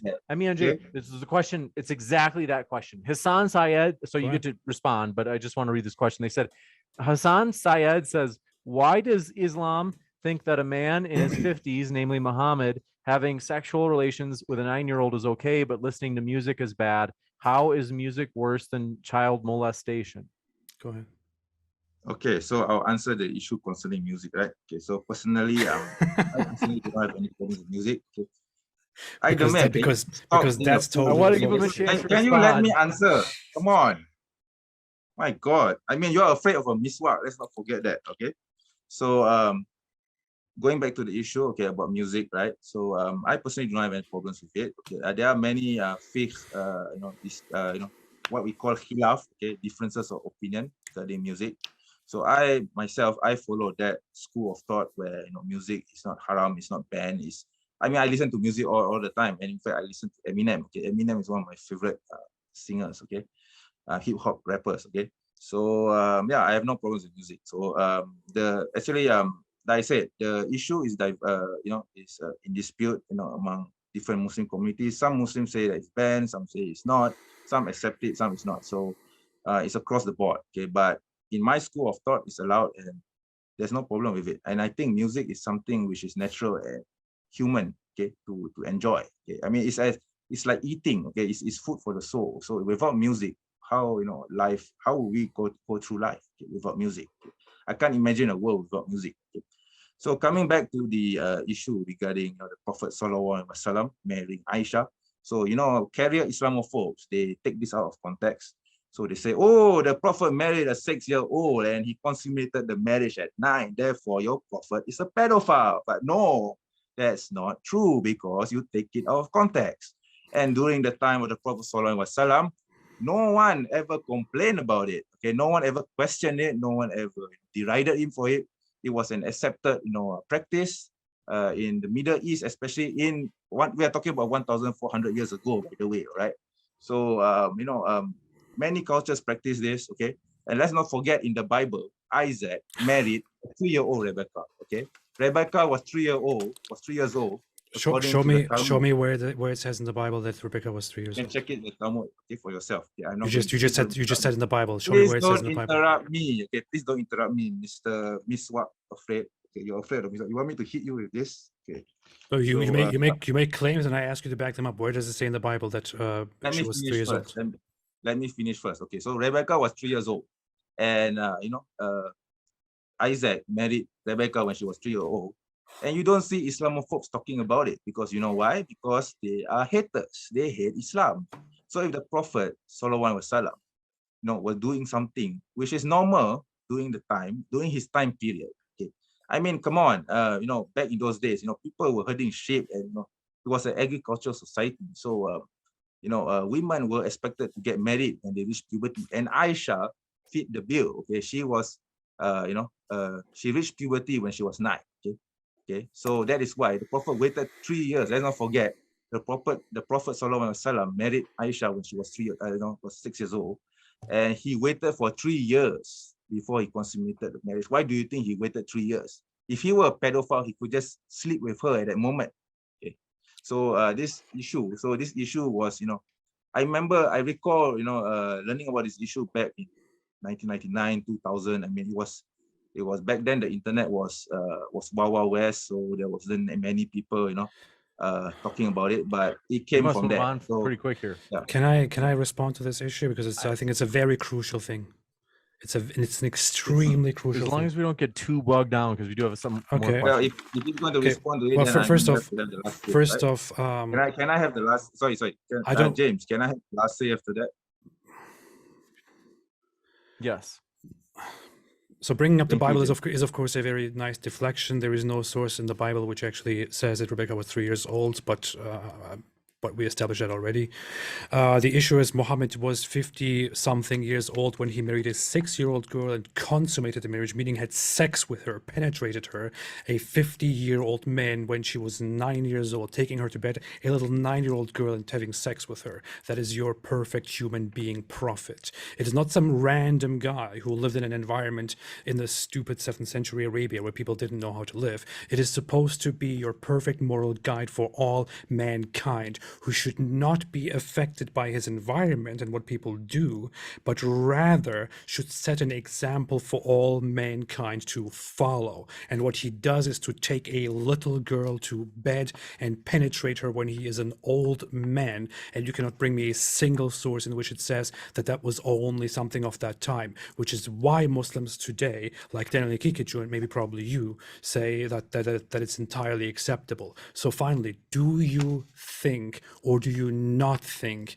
that according to Islam it is acceptable to marry a 9-year-old girl and have sex with her right now in today's time? If not, based on what? Go ahead. Yes, as usual, you conflate issues. Okay, I have written an article a long time ago refuting this accusation about Aisha radiallahu anha. And okay, first of all, let's establish certain things, right? First of all, did Aisha ever complain about her marriage to the Prophet Sallallahu Alaihi Wasallam? Did she ever do that? Okay, was she ever abused, mistreated, derided, or whatever it is that you think that she suffered through? Was she happy with the marriage? That's number one. Who are you to be speaking about our mother or the believers, Aisha radiallahu anha, on her behalf? Okay, when she hasn't made any complaint. Okay, that's one thing. Secondly, okay, as I've said earlier, the Prophet was living 1,400 years ago. It was a normal practice back then. Okay, I mean, nobody was complaining. I mean, until, people like Ridvan here, like Aidemir here, came along and, repeated the lie that was only concocted in the 19th century by this Orientalist. Okay? I don't recall his name at the moment, but he was the first person to accuse the Prophet of doing something sexually questionable to Aisha radiallahu anha. Okay? So the Prophet was just a man who was living, in those times, in that age. So obviously he has to conform with the traditions and the mores of his time. I mean, we're not saying that the Prophet is God. Okay. Yes, he's the best example of mankind to ever walk the earth. But that doesn't mean every single thing that he does, okay, that doesn't mean every single thing that he does is something that we should follow. For example, the Prophet rode camels. I mean, if that's the sunnah, is that what it's supposed to move follow? forward. False equivalence. You did not answer the question. Thank you. Everybody Gotta sees move. it. I did. I haven't finished. I haven't finished the answer. Yeshua the King says, focus on Sharia because it quotes the Quran and the Sunnah, thus having the final ruling of interpretation, hence why your peaceful verses have been abrogated or done away with, like legally kind of no longer enacted, is what they're saying. I really couldn't follow the question. They're saying focus on Sharia because it quotes the Quran and the Sunnah, thus having the final ruling or interpretation. They're saying that Sharia transcends, or that it takes precedence or priority over the Quran and the Sunnah, and then says, hence why your peaceful verses have been abrogated. They've been done away with, and Sharia, which is less peaceful, they're saying, is king. Is that question for me? Sorry. Oh yeah, they're trying to say that that Sharia being kind of the proxy for Islam, or being kind of like what Islam is based on, is violent. Well, the Sharia is part of the Islam. It's part of Islam anyway. It's derived from the Quran and Sunnah. So I really cannot understand why this dichotomy, because I mean, without the Sharia, you can't be a Muslim. So Sharia means a way of life or pathway that you follow. Okay, so if Islam says that you need to go to war for certain things, then yes, you go to war for certain things. So so what? I mean, everyone has his own laws. Okay? Everyone has his own Sharia. Okay? Even the United States have their Sharia, which is the Constitution. So that's what basically Sharia means. Okay. This one, Christianity is Unstoppable, says Sharia has hundreds of thousands of legal rulings ranging from topics like child marriage to apostasy. It's their version of the Supreme Court. Expose Sharia. I agree. Nemesis says, MENJ, you just won gold in the Victim Olympics. And Nadaverse says, why does we got that one. Yeshua the King says, told you. We got that one. Franco. There was just one last one that came in. Sunflower, thank you very much for your question. Says Isaac is not the Messiah in Christianity. Jesus did not marry anyone, let alone a child. Don't compare Muhammad to anyone but Jesus. The difference is Muhammad is the perfect role model in Islam. Yeah, of course. We believe in all the prophets. We believe that Moses was a prophet.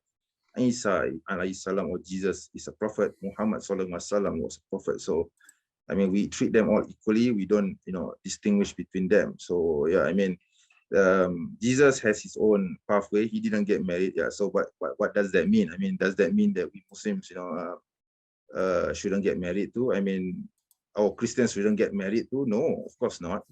It depends on the situation of the time, right? So the reason why Jesus didn't get married was because of his situation, his circumstances.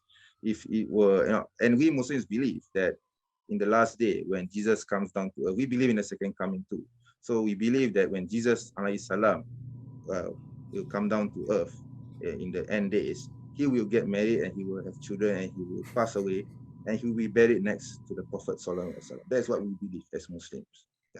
And he will kill the pigs and break the cross and go to war for the Muslims. That's part of the problem. And of course fight the Jews. If you have a problem with an apocalyptic prophecy, I mean, you should read Revelations, okay?